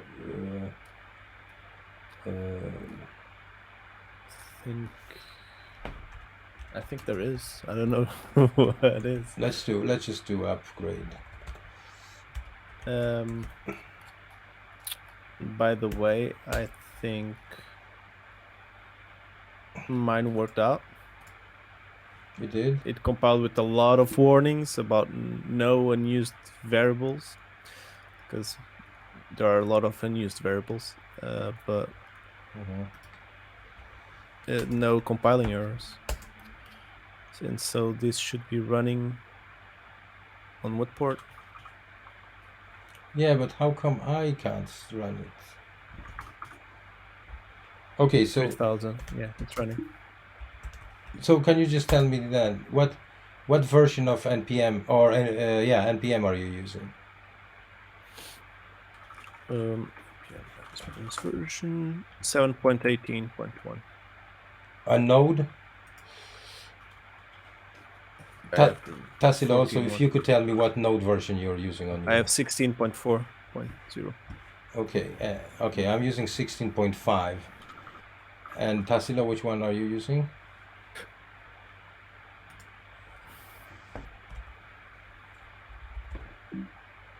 Wait, you wrote nvm list? Yeah, but Did that's you that's see on that? my system. You have to say node dash v, probably Dash dash. dash v. Yeah. Okay. Oh, that dash. Never mind. And Yeah. dash version. Yeah, you're right. So 10.2.4. 10.24. wow, that's an older one. And I think to update 10 p.m. you do 10 p.m. upgrade. But he complained. He said that he doesn't want to do that. He like React 16 from the root project. Oh, that's true. He doesn't. Yeah. He doesn't want to upgrade. So why don't you add the same version that Tassilo has, and maybe you can discard that option. So to go down to 16.4 with your MBN, Yeah. and then I do- switch to that one. I know it's a pain in the ass to do that, but just to Yeah. discard it. So Tassilo, tell me which one did you use? So I'm gonna 10.24.1. Mine's working. It's just one below. Yeah. So if you do no dash v, that's what you see, Tassilo. Yes, exactly. When I do node dash v, I get v 10.24.1. Yeah. So the 10.2.41. No, 10.24.1. In your Yeah, but Pedro, you were working on yours. Were working on 16.40, right? Yeah. Yeah, but anyway, let me just we can. I if you could check something, Thomas, if you could check your package log file and check the Babel version. I don't know if you did that already. Can we do that? Oh, they can. Yeah, Control F Babel. I don't know. 6. Yeah. 6.11.6. So I believe from what I've read, the short syntax for fragments are only available beginning on version 7.0, and that's the one I'm using. Yeah, and why would he use? And if you check like on that index section in package JSON, peer dependencies React. What React? So my Babel is actually mentioned a lot. Yeah, the 1160 times. 16.8 for me. For me, I don't know why, but React. My project, it says Babel runtime 7.0.0. Yeah, so that's the problem, right? Yeah, that's the problem. That's here's the thing problem, then. right? But why does it say on mine like a different version of that in yours? You patch- didn't check it. You should have checked it. Commit the JSON log. You didn't. So maybe if you just remove and reset Yeah. the package JSON, probably just remove the old the log version and then redo npm install.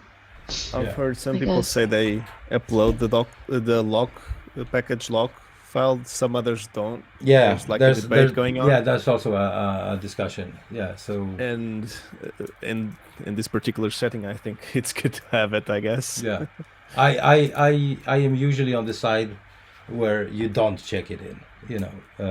That's fair. But I've had employees and team members and so on that wanted to check it in, so we kind of stick to checking it in yarn.log.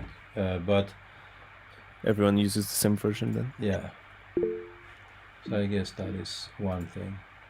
Carl, go ahead. So Thomas, I wanted to ask something. You wrote remove packspace.lo. Is that a special? No. That was because I was That was a mistake. going Okay. too fast. Package.log. Then I wanted to mention it without interrupting the conversation. I know, thank you. That was what I needed to do. So let's install this again. You know what you can do? You could check in the package JSON, package log Tassilo and push it up, probably. So should I do that? Should I? Yeah, that that I right think now, that could be. So the git ignore, I have to take that out, or like the You how? just remove it from git ignore, make a commit and push. Okay, give me a second. I'll do that. So there's a question about tomorrow night. I would say that we would probably want to carry on with the project, right? Because, or we can, I mean, it's up to you guys what you want to. I'm here to serve, but I would. Now we just wanted to like get it running on your machine and look at it. Yeah, so one thing that we want to do before this weekend is over, or we can agree on having that as a goal, to have it up and running on everyone's machines, Okay. so we could spend some time, you could share your screen if you run into some issues installing it, and Anya or Carmen or whoever, do you understand? And so that we end this weekend in a state where everyone is in a place where they can run the project locally, and then perhaps, I don't know, I could create a PR setting up Cypress and writing at least one first test case for this project. I don't know if that's a good goal or not. But while you guys think about this, I will just fill up my glass here with a beverage from one of the largest corporations in the world, called the Coca-Cola Company. So we'll be right back.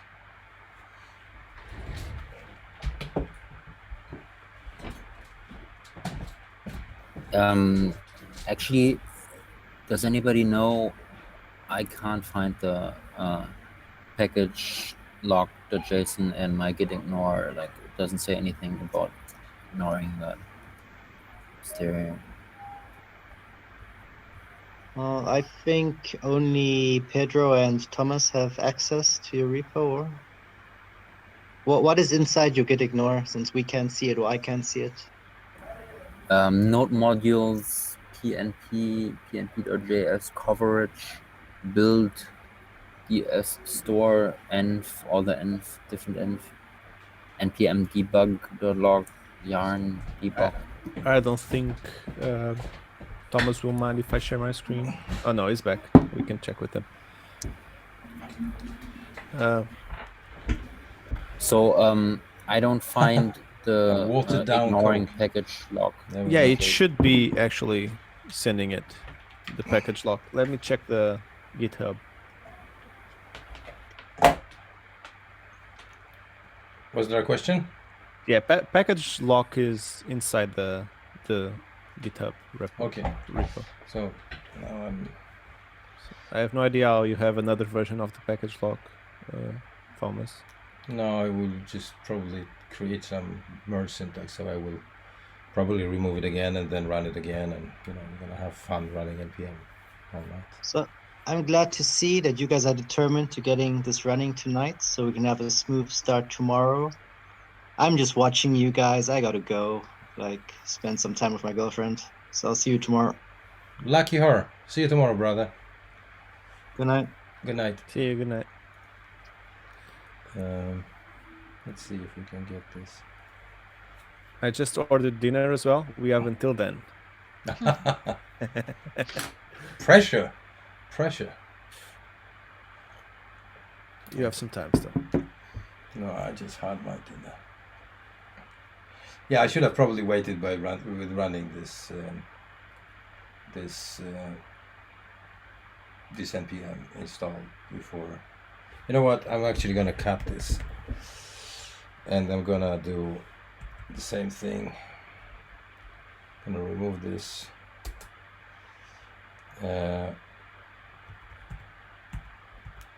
Right, and I'm just gonna do, while this is waiting, where are we? By the way, mine worked, but when I access the local host, it doesn't work because I don't have the token for Mapbox.gl, but that's normal. Yeah. That is normal.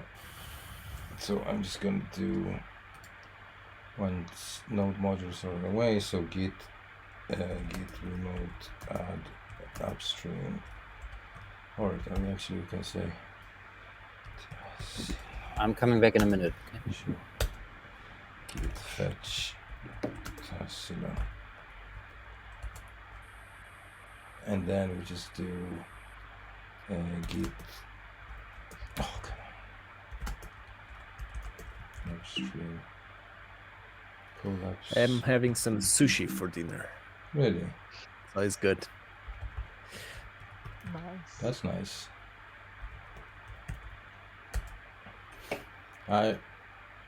No, there is nothing up.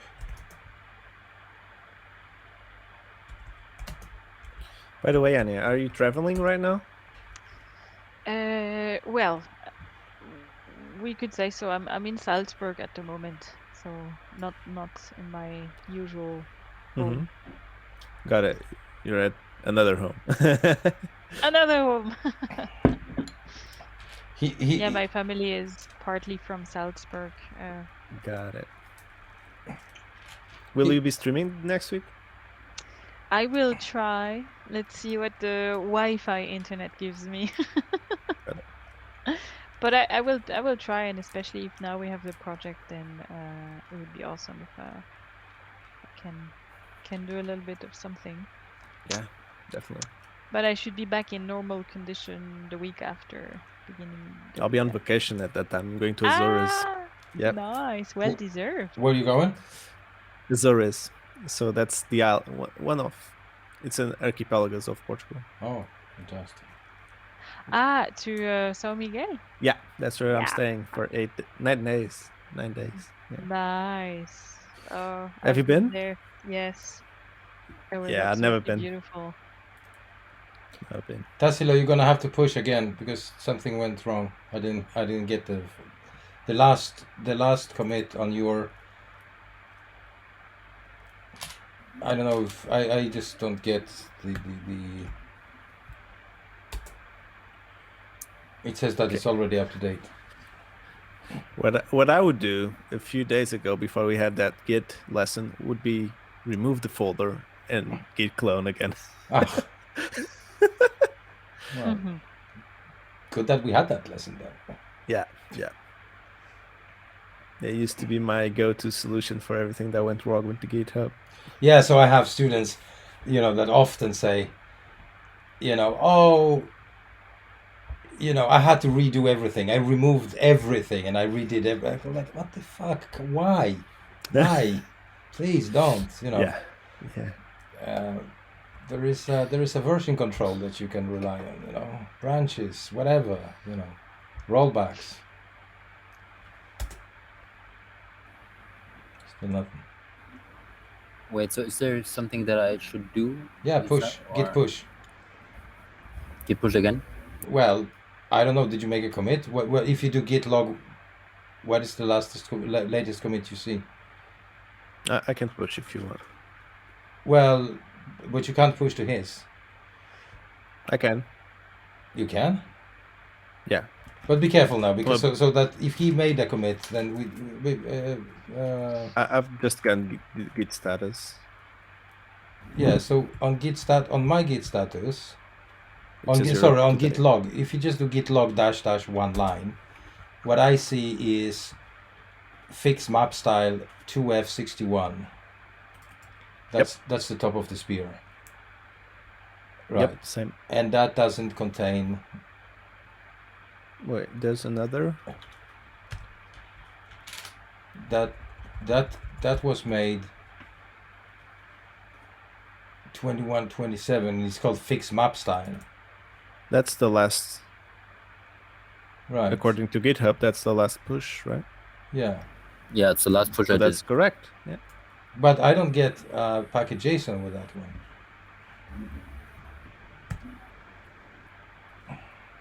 A package log. right? Should I- Package log. Sorry. It is there though. If you go to GitHub, right? Oh, yeah, fuck it. At least I'm just checking GitHub, and it is there. Okay. Well, if it's there, then it's of course then it's there. I mean, what- Git fetch does something. I don't know. yeah, but I did fetch. I did fetch from him. If I try. Okay, then I will just. Okay.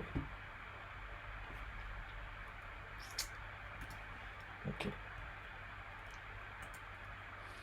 Big Linter said he had sushi yesterday. It's like the best.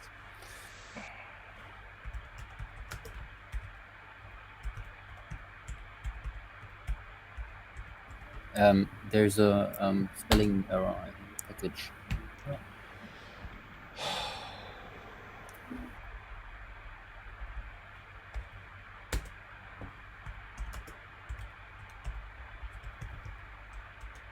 All right. It's,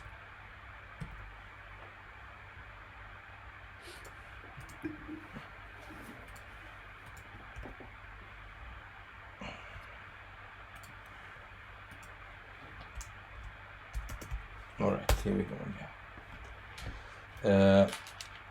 Right. I have a fantastic session, having fun with Git, where we jump in deep into Git internals. And I'm being sarcastic when I'm saying having fun with Git, because it's not that super fun, but it is actually quite good to good to go over some of the internals, because then you usually understand a little more about how version control works, and so on. We chose this life when we Which- decided to be developers, right? Exactly. Thug life. And Dev life you chose may not me. be you may not be having fun with Git, but I think Git is having fun with you. There you go. That's so That's true. that's a good quote. That's almost a tattoo. So I have this. It's a Git life. It's a Git life. It's a Git life. It's a Git life. So I have this talk for my students where the main theme is that change is the only constant. We talk about the change in life, change in technology everywhere. And so I had a student, a female student. She actually tattooed that on her arm. Change is the only constant. So I took that as a compliment. So apparently I made And- some impact. By the way, we are like transposing the code that is right now in the repo of Tassilo to the Agile Venture one, because otherwise people will have access to the .env file from history regardless. Right. So that's the next question. Once we get this up and running, my thinking is that we could just delete all the old Git history and create a new repository on Agile Ventures with this code. Understand? And then you Yeah. will lose your Git history, Tassilo, unfortunately. But I we think that's can no problem. start afresh. You would Yeah, keep that's yours from. Couldn't you just copy the code, all the folders into the new repo and init the repo? I have a better way to do that. That's deleting the story, right? You just delete the .git folder. Oh, The entire history is in the Git in a folder that is called a hidden folder called Git. So you just delete that, initiate a new Git repo, boom, everything is gone. All the history is gone. got it. We're using Netlify. You're using Netlify for something? I see .netlify. So you deploy Yeah, to Netlify now, right? Yeah, exactly. Nice. I didn't connect it yet to the domain, but I think we're gonna use Netlify at the end, because Gotta like love with it. Firebase, it doesn't work with environment variables. Nice. Big Linter, are you saying that it takes long time when you use Git, or it would take even longer if you didn't use Git, I guess, wouldn't it? I guess it would. I think he's saying that it's counted as work time for him when Git takes time. Ah, Oh, you're using Subversion at work. Okay. Ooh. That's good. I was really like, I thought nobody used Subversion anymore. But it depends who you work for, I guess. I was talking to one of the Swedish banks, and they still use a lot of legacy COBOL systems from the 80s and 70s, with a nice middle layer, a RESTful middle layer or middleware that is returning, that is RESTful basically, right? And now they're talking about MongoDB NoSQL. That's why I was so curious about it last time when we discussed that with Mirza. There's money to be made, and money is interesting, of course.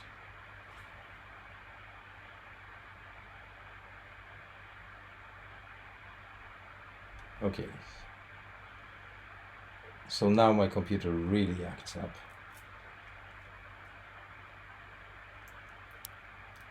Are you streaming from the same computer as? Yes, unfortunately. Okay. I'm trying to get away from that. I thought you had a 2 PC setup. I have it right. It's a mess. You're right. I have it right here. The other one. Oh, two laptop streaming laptops. Setup. That's no, yeah. That's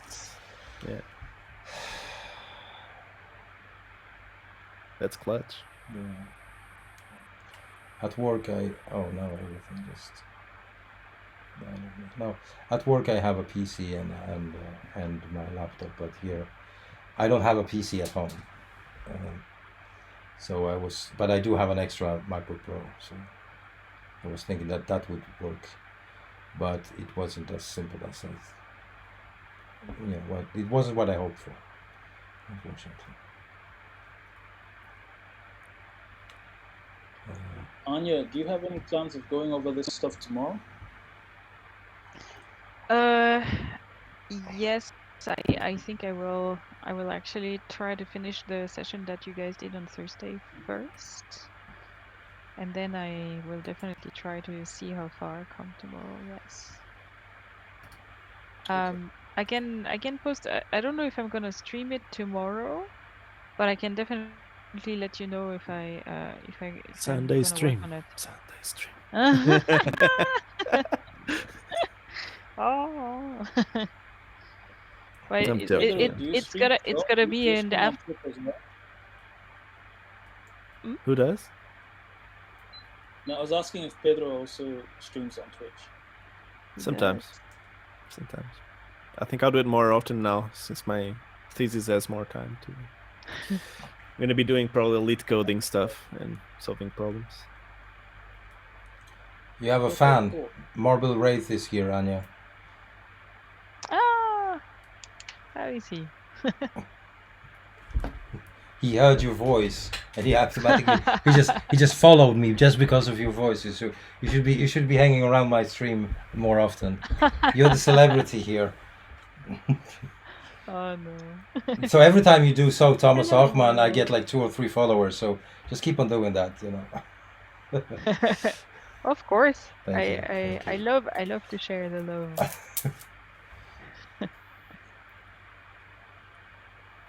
Right, this fucking NPM. Aren't we like over time already? I mean, what do you mean? What is time? Exactly. Time is relative, of course. Right. No, I just want to see this.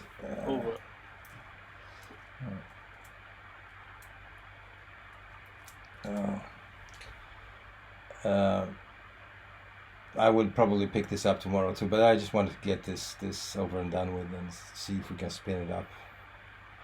And then so I probably need to go to Mapbox and sign up for an account, right? Probably.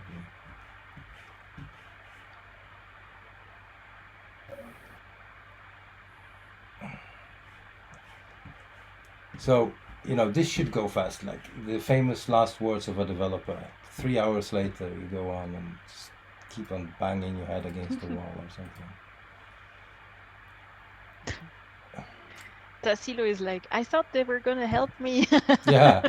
And who are these people, right? Who are these people? I can't even spin up a simple application. We're all learning. It's not good for my self-esteem.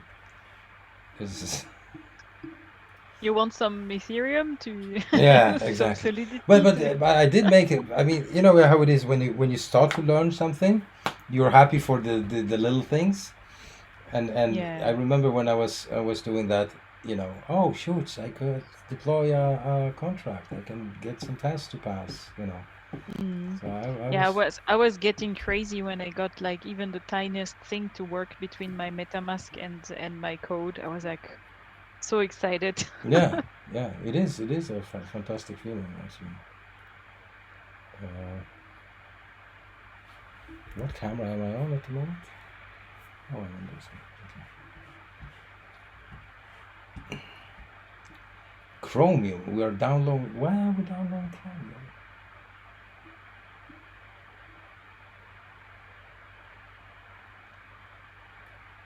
What?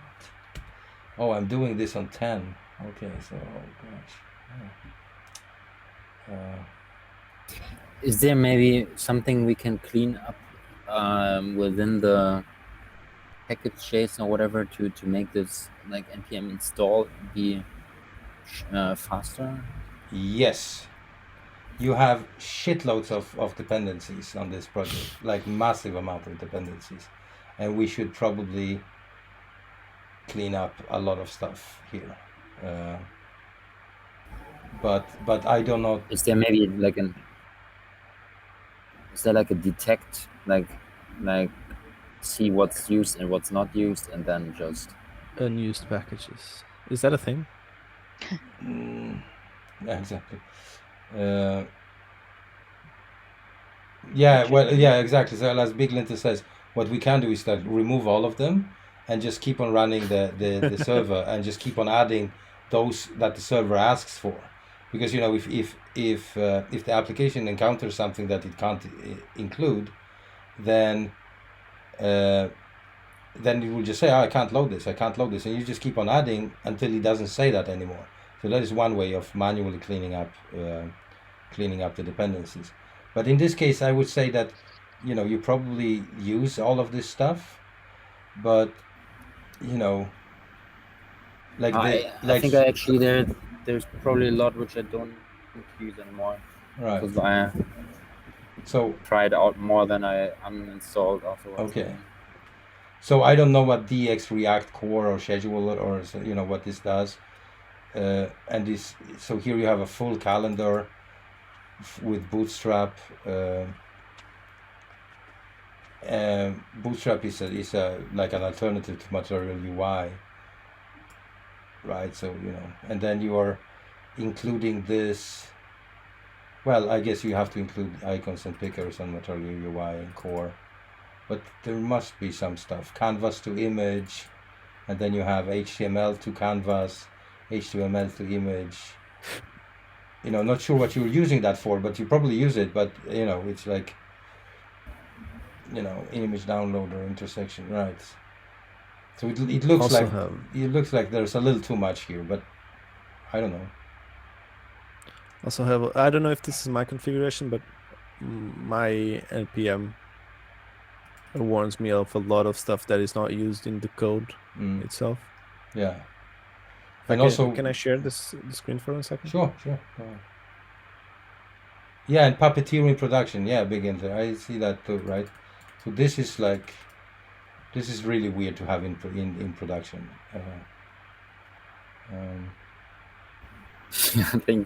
I don't remember even. I think I remember why I had that, but yeah. Marble, be nice. Tassilo is this is a learning project, so we have to be, you know, let's not. Oh yeah, you get a lot of this, right? Yeah. Yeah. So this is Tassilo. This is also a good I don't know what's the configuration to show this, but I'm glad I have it. For me, in certain node versions, this shows up always. I don't know if it will in 10, but I think if it's strict mode, if it's some Yeah. kind of configuration. Yeah, but it does have a lot of these. yeah.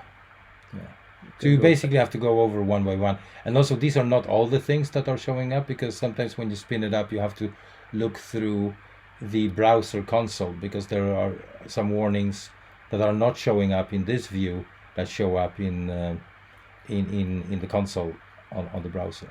So Got it. Yeah, this is ESLint Mm. in action, I believe. So can go back to sharing yours. sure, thanks. Shall I bring my fork? Yeah, no. Spaghetti. Spaghetti code. Let's see if this works now. Everyone's spaghettis. He did push the lock file now, and I am, because he didn't push it up before, and now he has the lock file pushed, so I can have the same configuration as he has.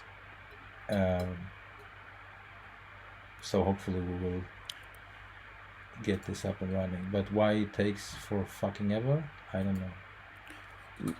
By the way, Thomas, after we do this, so we are still doing that today, the extract the GitHub repo into the Agile Ventures so people can start installing. Yeah, we can do that should be pretty fast. If you feel it has a little bit, I need your go ahead. Saying that, yeah, because it is a private repos right now. Damn it! What the fuck?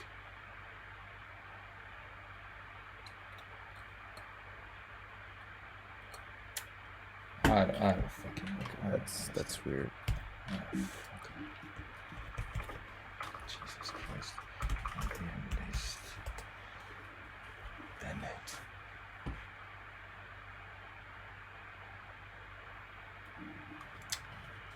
Right. Okay, so you know what? NVM is 16. So I'm gonna switch to the latest. That should. Right, and then npm. Let's see what this one says. Yeah, let's. I better do this here.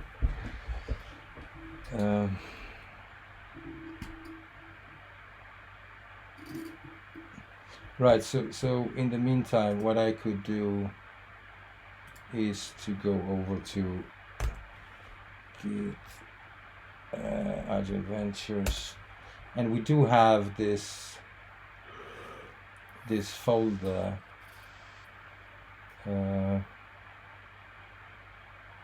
Thank you, Beglinter. I will share. Thank you for reminding me that it's Saturday Eve and I should go a little more zen about the whole fucking thing. The whole thing. Sorry. Chill. We did create a repo already, right? Yeah, we did that. Yes. Right. So I will. So Tassilo, if you, oh, he's gone. I don't see an umbrella. Or It's windy, maybe he flew away. yeah, I need him to tell me that I can open source this, because I can't really do it. Of course. And I need you guys to hear it.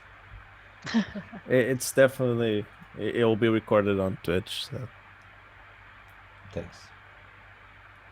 I think, if you're recording it. I am. Okay. Yeah. I'm recording the whole thing. And I think people can hear us today, so. Yes. Yes, they can. Good. Can they? Yes, oh, yes. they can. Yes, they can. They heard my voice, right? Marble heard it. PogChamps in chat if you can hear Exactly. me. That's how we attract new viewers, because we have annual wins. Nah. It's not PogChamps, just PogChamps. Pog.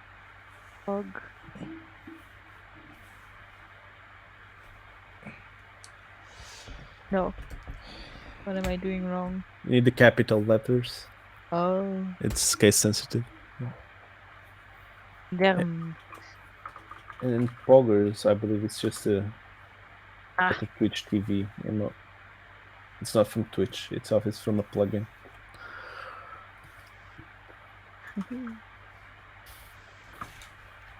Okay, could you please By the way, Annie, did you know that now there are animated emotes? I saw yours.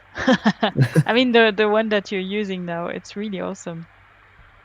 Is that the unicorn that's spinning? Looks awesome. So, Big Linter, I'm born November 24th, 1971, which makes me the oldest guy in this crowd. And I don't understand what the fuck they're talking about sometimes. The youngsters. 71. You're young. Oh, thank you very much. I'm young at heart. I'm young at heart.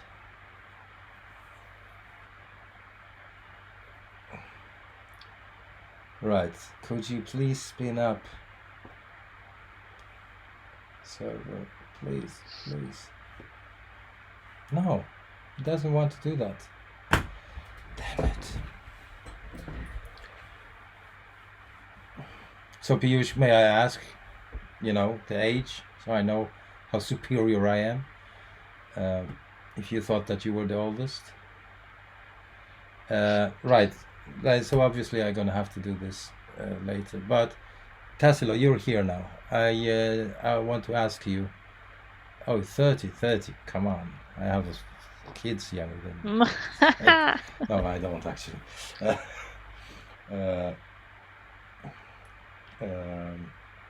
Yes. Can I open source this, or are you still? I mean, do you want to run some checks or something, Tassilo?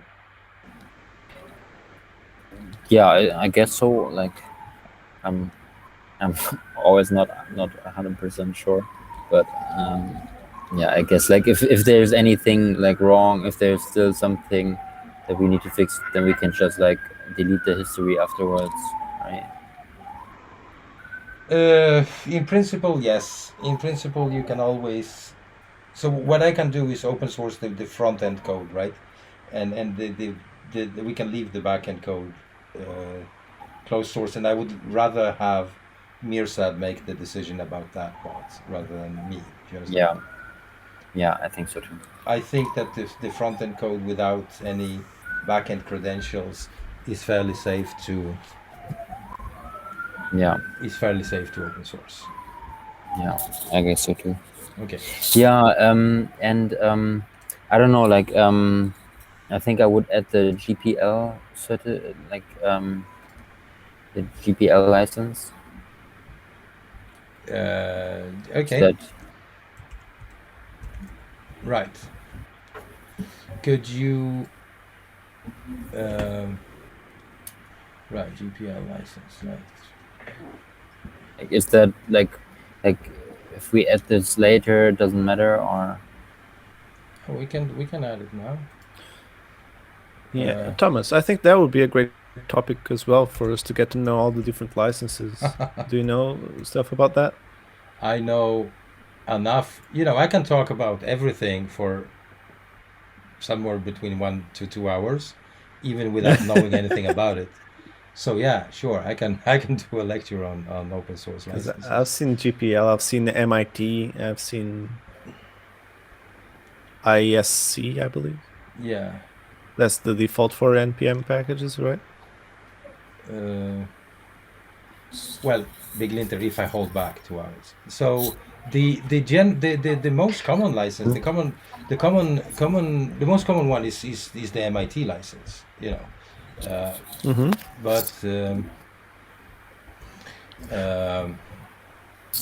But I know so the GPL or GNU, I never use it myself because it's more of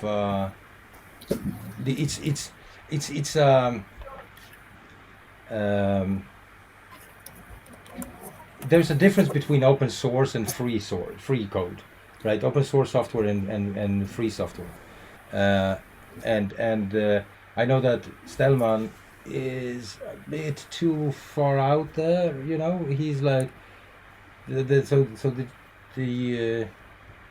GPL is like a little too much, too intrusive for my taste personally. But I don't mind it. But I usually use MIT. But we can do GPL. But I don't know what to include there. I'll do some research. Right. But Tassilo, if you are, if you want to include this one, then we include this one. It's you're the. So we need to include all of this in the license.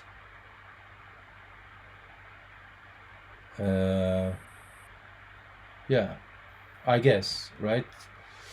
I guess we need to include this in the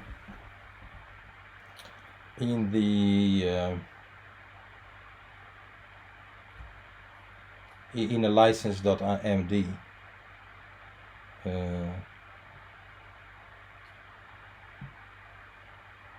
Yeah, I assume. So let's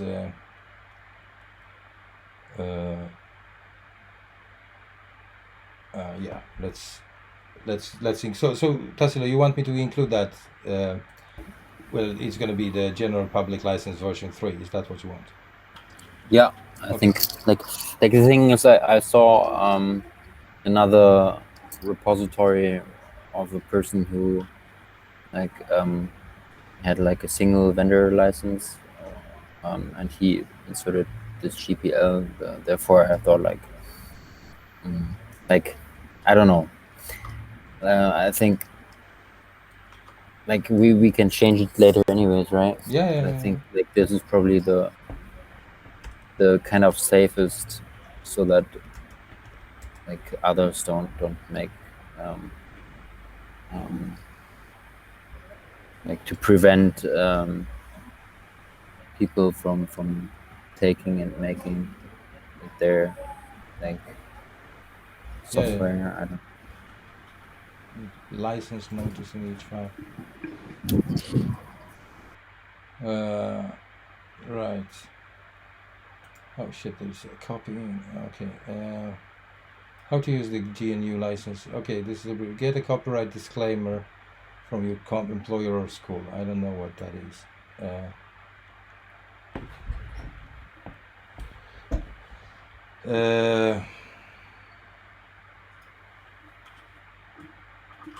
Give each file the proper copyright notice. Right. Put the license notice in each file. Oh gosh. Oh gosh. In each file? Really?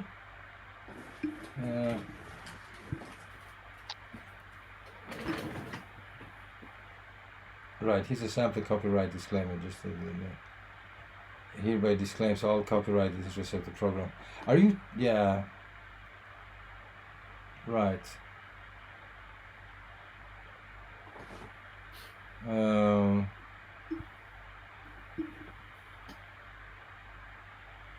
Text version to license notice. Right. So you need to. We need to include. There is no company behind this, right? So I am not 100%. I'm not a lawyer, so I don't want to advise anything here. But what you need to say in principle is that Tassilo Moreno, I guess, is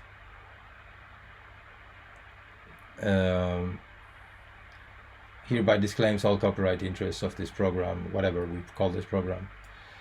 So that's one way of doing this. Or as Big Linter is kind of suggesting, if we're not sure about the license, because it is not just as simple. I would say that it's not just as simple as adding one license today and then changing it tomorrow.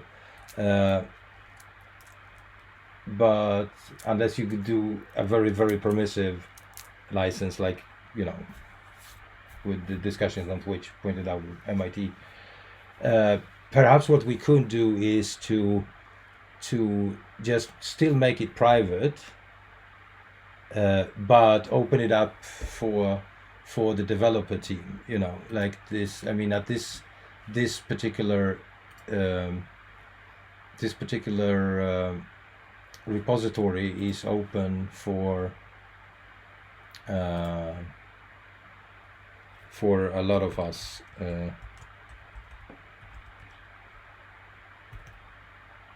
In the team, right? Come on.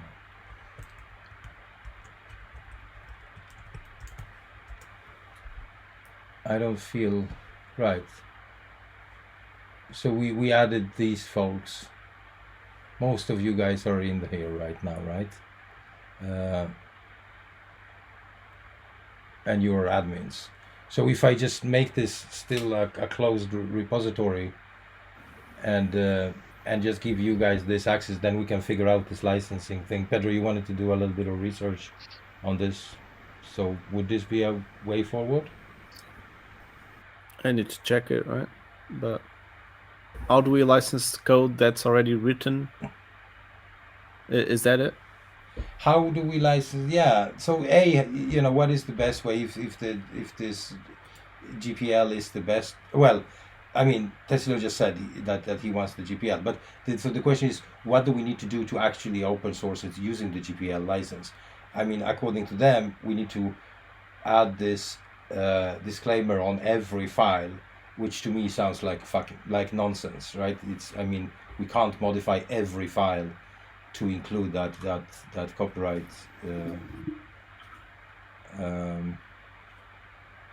that copyright notice. And as Big Linter also points out, if you use Node modules, they in turn are also licensed one way or another. And I don't know how well GPL plays with that. So my suggestion is no idea either. No, right? So I don't want to make that decision. I really can't. No, I know I can automate that stuff. But is it possible to publish it without a license and then add one like a week later, or? So basically, you would have the license would apply from the moment you put it in. So people would have all the rights before the license was in place. Okay, but then actually, like the code how it is right now, I think is anyways not interesting for anybody. I think so. I think that's how it works. Yeah, then I think we can go without a license for the moment. Let's do the middle way. Let's not open source fully. Let's open it to the team first. Okay, but I think then we can also put the backend, the server code also in there, right? Yeah, but having said that, I would say it's actually not a bad thing to split this up. Have two repos, one client repository and one backend repository, as you kind of implied before. Okay. And with the issues, that's working? Yeah. Well, I hope so. I don't know. Let's try it. Shall we just make it? We can make it private to these folks, basically. That's what we're gonna go for today.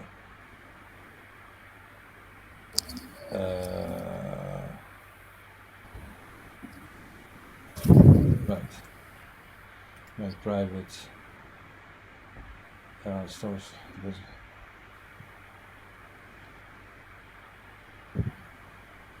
Fuck, I don't know. God damn it. I don't know. Can we can somebody help me here? So what will this do? Change? Well, all stars and wedges, we don't have that, so that's okay. Dependency graph will rename enabled, leaving them enabled grants us permission to perform read-only analysis on this repository. Well, thank you, Microsoft. Okay, then README. The README of this repo will no longer be shown on your public profile. Okay, code scanning will become unavailable, whatever that is. I guess.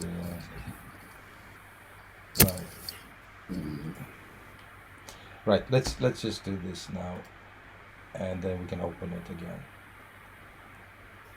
Manage access.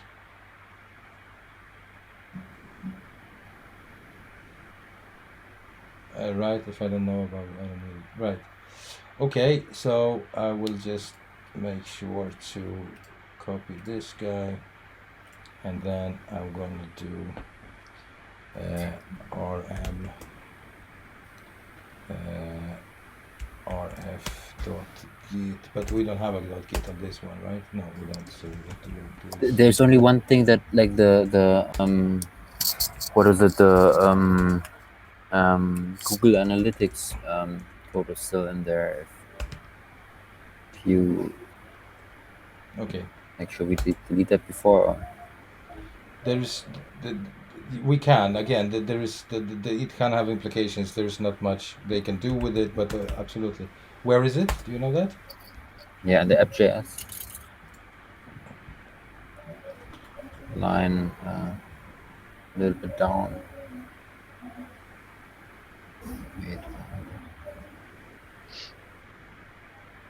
Line 118.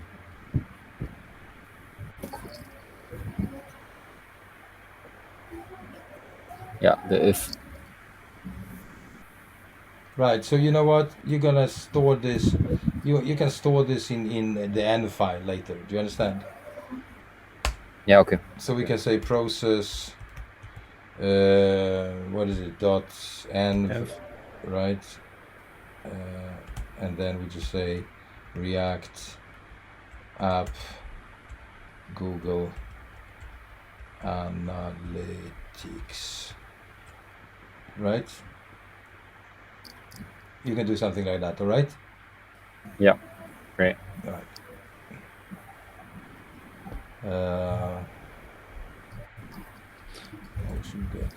So right here, I'm gonna get some links going on here about licensing a repository and about adding a license to a repository by GitHub. Please add that to Slack, okay? So we can read it on Slack.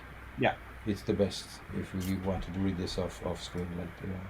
Anyway, we do git init dot, and then we do there's a git ignore. Is there a git ignore here? There is a git ignore. All right, so git status. Right, nothing about node, and .env is also not included, and so we do git add everything, and there is a readme file. Let me take a look at the readme file before we do anything. Right. Right. That's okay. I'm gonna force push this anyway. So git ci.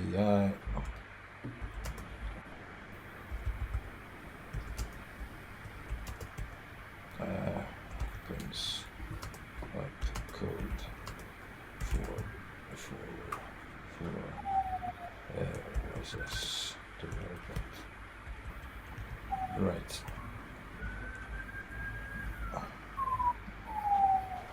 Right. Okay. So git remote add upstream.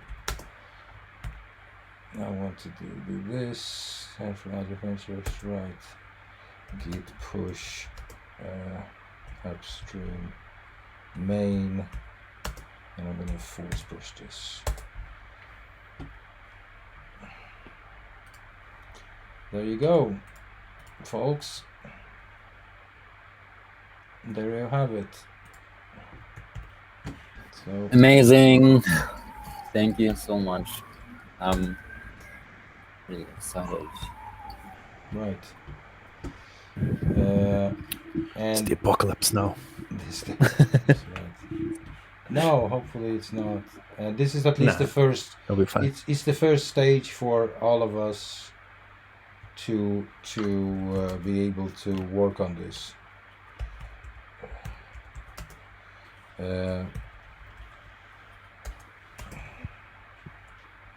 Right. So here we are, 27 people in 8 time zones. That's great. Right. So, progress tonight, people. We managed to test WebSockets and we managed to open source Tassilo's project. Awesome. Good stuff. Whew. I know. Shaky. No, okay. Right, and if you are into development, like if you want to see a project that is up and running, we do some paid project work on this project, the KCSC. It's like it's the KCC is an abbreviation for Kensington and Chelsea Social Council, and we're building an application for them. And so if you want to take a look at the project where we're using a lot of tests, well, not a lot of tests, but where we do some, a flow with pull requests and all of that stuff, you can take a look at this one. If you think that it's fun to see a React application that is taking shape, then check out this one. It's kind of fun. To do that, we have like 1 week left of development work before we go into production with this one. So this is a real project that Agile Ventures is running. And yeah. Question, Thomas.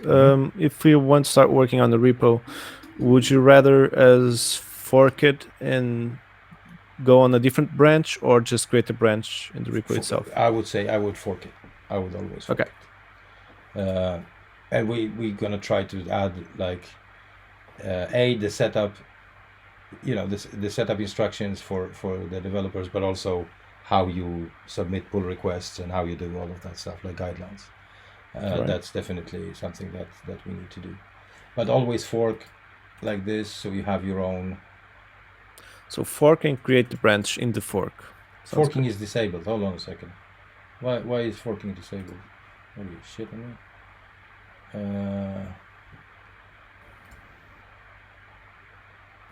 Oh, good thing I brought it up. Yeah. What? Options. Wiki is restricted. Allow forking.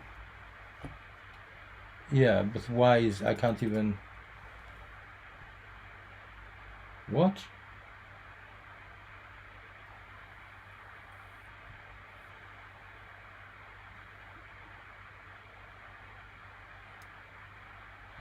Yeah, but well, That's new. yeah.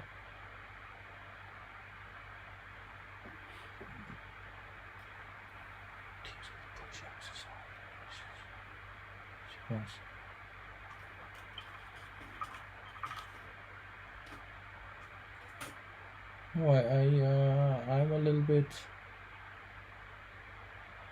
Why would forking be disabled and not? Wow. Fork. We want to fork. It's much cleaner to fork. Then we don't end up with shitloads of branches on the main repository. I always prefer to fork. But So it looks to me you cannot enable it because it's a private repo. you think so? I just googled it real quick, and someone says, in case anyone else comes across this, it is an enterprise cloud feature. But Share it here. but hold on a second. Hold on a second.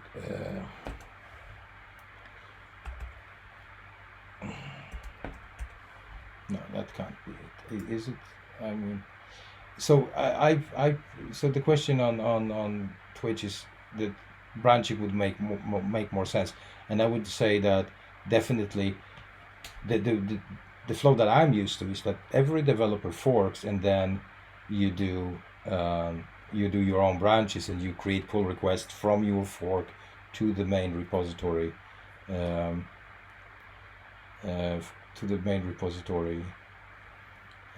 from your fork. Let me just check this. I have another private one here.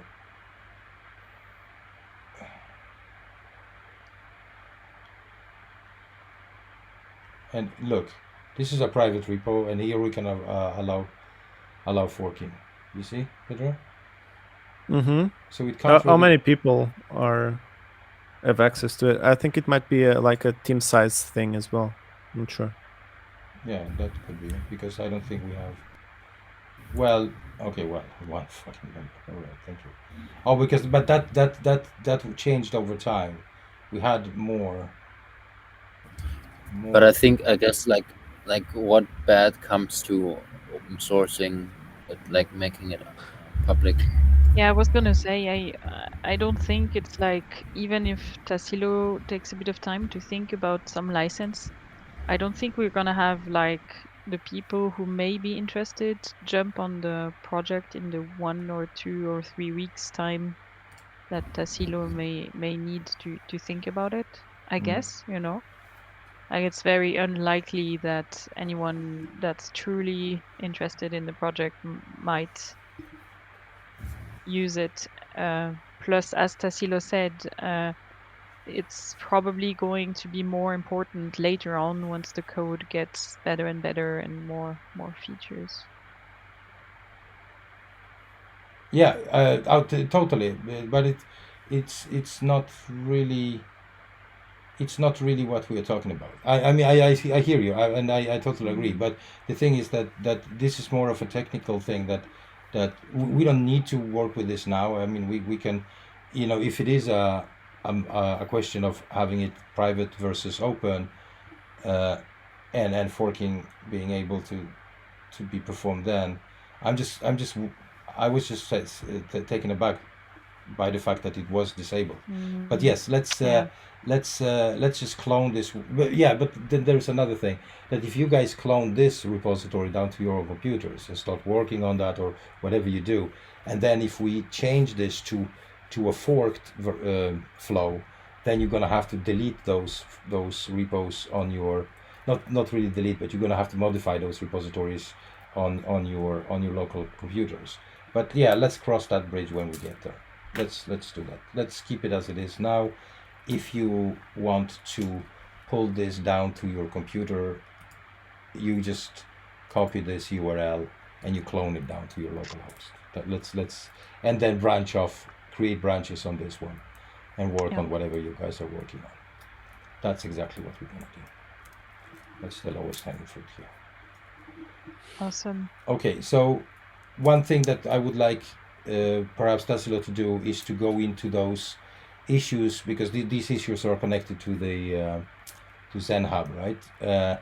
And create perhaps a chore for updating the README file with instructions on how to set up this project, and then another chore to add an open source license to this once you have decided what to do, basically. What do you mean with chore? Well, it's your like task. An issue. Well, okay, so let's go to ZenHub. On ZenHub, is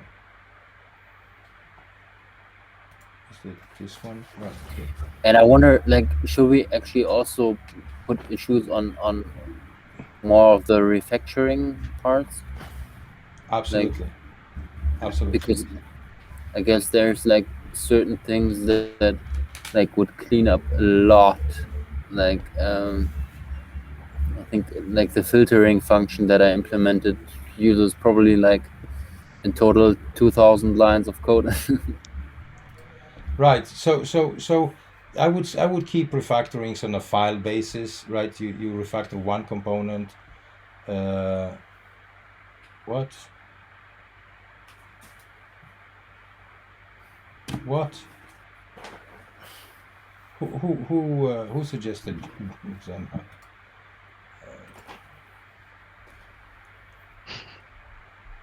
I don't remember. It wasn't me.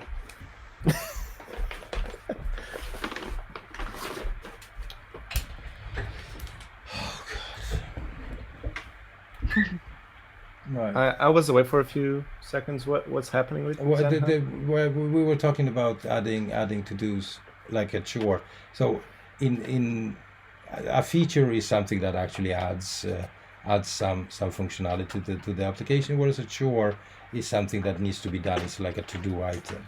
And we were just saying that there's a chore to update the README, so it's not the original, scaffolded README file from Create React App. Like, welcome to Zenf. If you want to set up this project, you have to do this, and that, and all of that stuff, right? So that's a chore, the way I look at it. And then another chore is to choose an open source license. And then I was just about to head over to Zenhub to show Tassilo how you can add those types of to-dos. And I stumbled upon this, that all of a sudden I need to pay $10 a user, which I am not really prepared to do. A user, wow. Yeah. So that's not really, and that's really It's not very zen. not very zen. Not very zen. Not at all. Hello, Gordo Yuta. Thank you for the follow. I don't see that. I can see the board as it is. Well, I can't. Are you looking at which? Maybe you're looking still at the older repo, right? Because it's attached to the repo. Yeah, it is attached to this one. Yeah. But maybe Tassilo was looking at the old one, perhaps. I don't know. Yeah. Would that be a thing? No. No. Okay. Never mind.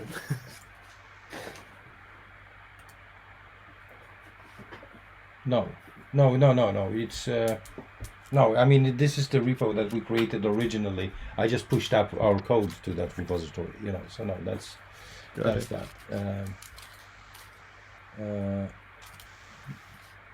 That was a free trial, it seems, right? Your free Yeah. trial was expired. But is it because manage organization? Is that because I'm on the wrong organization or what? I don't. Was it Mike who suggested this thing? I think maybe Mike, or maybe we can ask again in Slack Yeah. if there was a strong argument for Zenhub. Right. Well, I know that there was an argument against Pivotal Tracker because Pivotal Tracker is a very that sushi looks yummy, by the way. And we're gonna all look at Pedro's sushi. Are you gonna eat all of this all yourself on your lonesome? Definitely. Wow, how many pieces is this? 32 been- plus 10, I believe. Have you been 32 plus. surfing today? Are you? Yeah. Okay, you want me to show it again? Yeah, sure. Yeah. Wow. Whoa. Wow. Were So- you surfing today or something? No, I did no exercise today yet. Uh-huh. I'm But gonna have yesterday- to after this, though. Damn it. You're gonna roll into bed. Sometimes, Pretty much. sometimes I eat 18 pieces and I think that's like, indulging myself too much. But 32 plus 10, 42 pieces, brother. You hold the. Yeah, I think they thought it was for two people because they sent 2 sets of chopsticks. They must have thought that. yeah. Uh-huh. Right. All right. The problem with this, so I remember we were talking about different solutions, and Vagrant, yes, this is like Trello, but it's connected to GitHub issues, and a lot of Could people. we just use that one, the projects one Yeah, for now? we're gonna use the projects for now, right? because we already have we have 51 issues defined, and I don't feel like moving all of this over to yet another tool. I mean, come on, for God's sake, that's not gonna fly. And so for now, the workflow that we're gonna use while we cannot fork the repo will be to create the branch, but then we can create a pull request for the branch, right? Yeah, from that branch to the main master branch. main, Right. yeah. To that sounds do good. progress and done right. I unfortunately have to go. Yeah, me too. Like an hour ago. Yeah. Yeah, absolutely. And one thing, tomorrow I think I can't join. Is there anything? Nice music. I don't know. You know what? Let's coordinate asynchronously in Slack, people. Why Yeah. don't you? Why don't? So I'm gonna look into this ZenHub thing because it's a mess at the moment, right? And we're gonna set up these issues in this project on this repository using a basic Kanban template. And your job, people, would be to clone this to your own computer, run npm install, try to get this up and running, and I will do the Awesome. same because I didn't manage to do that, which is unbelievable. But that's It's exactly- npm. It must be that, right? I know. It must be. I don't know. I can't see any other reason. Thank you very much, people. Thank you, Twitch. Thank you, YouTube. Thank you, developers. I see you tomorrow.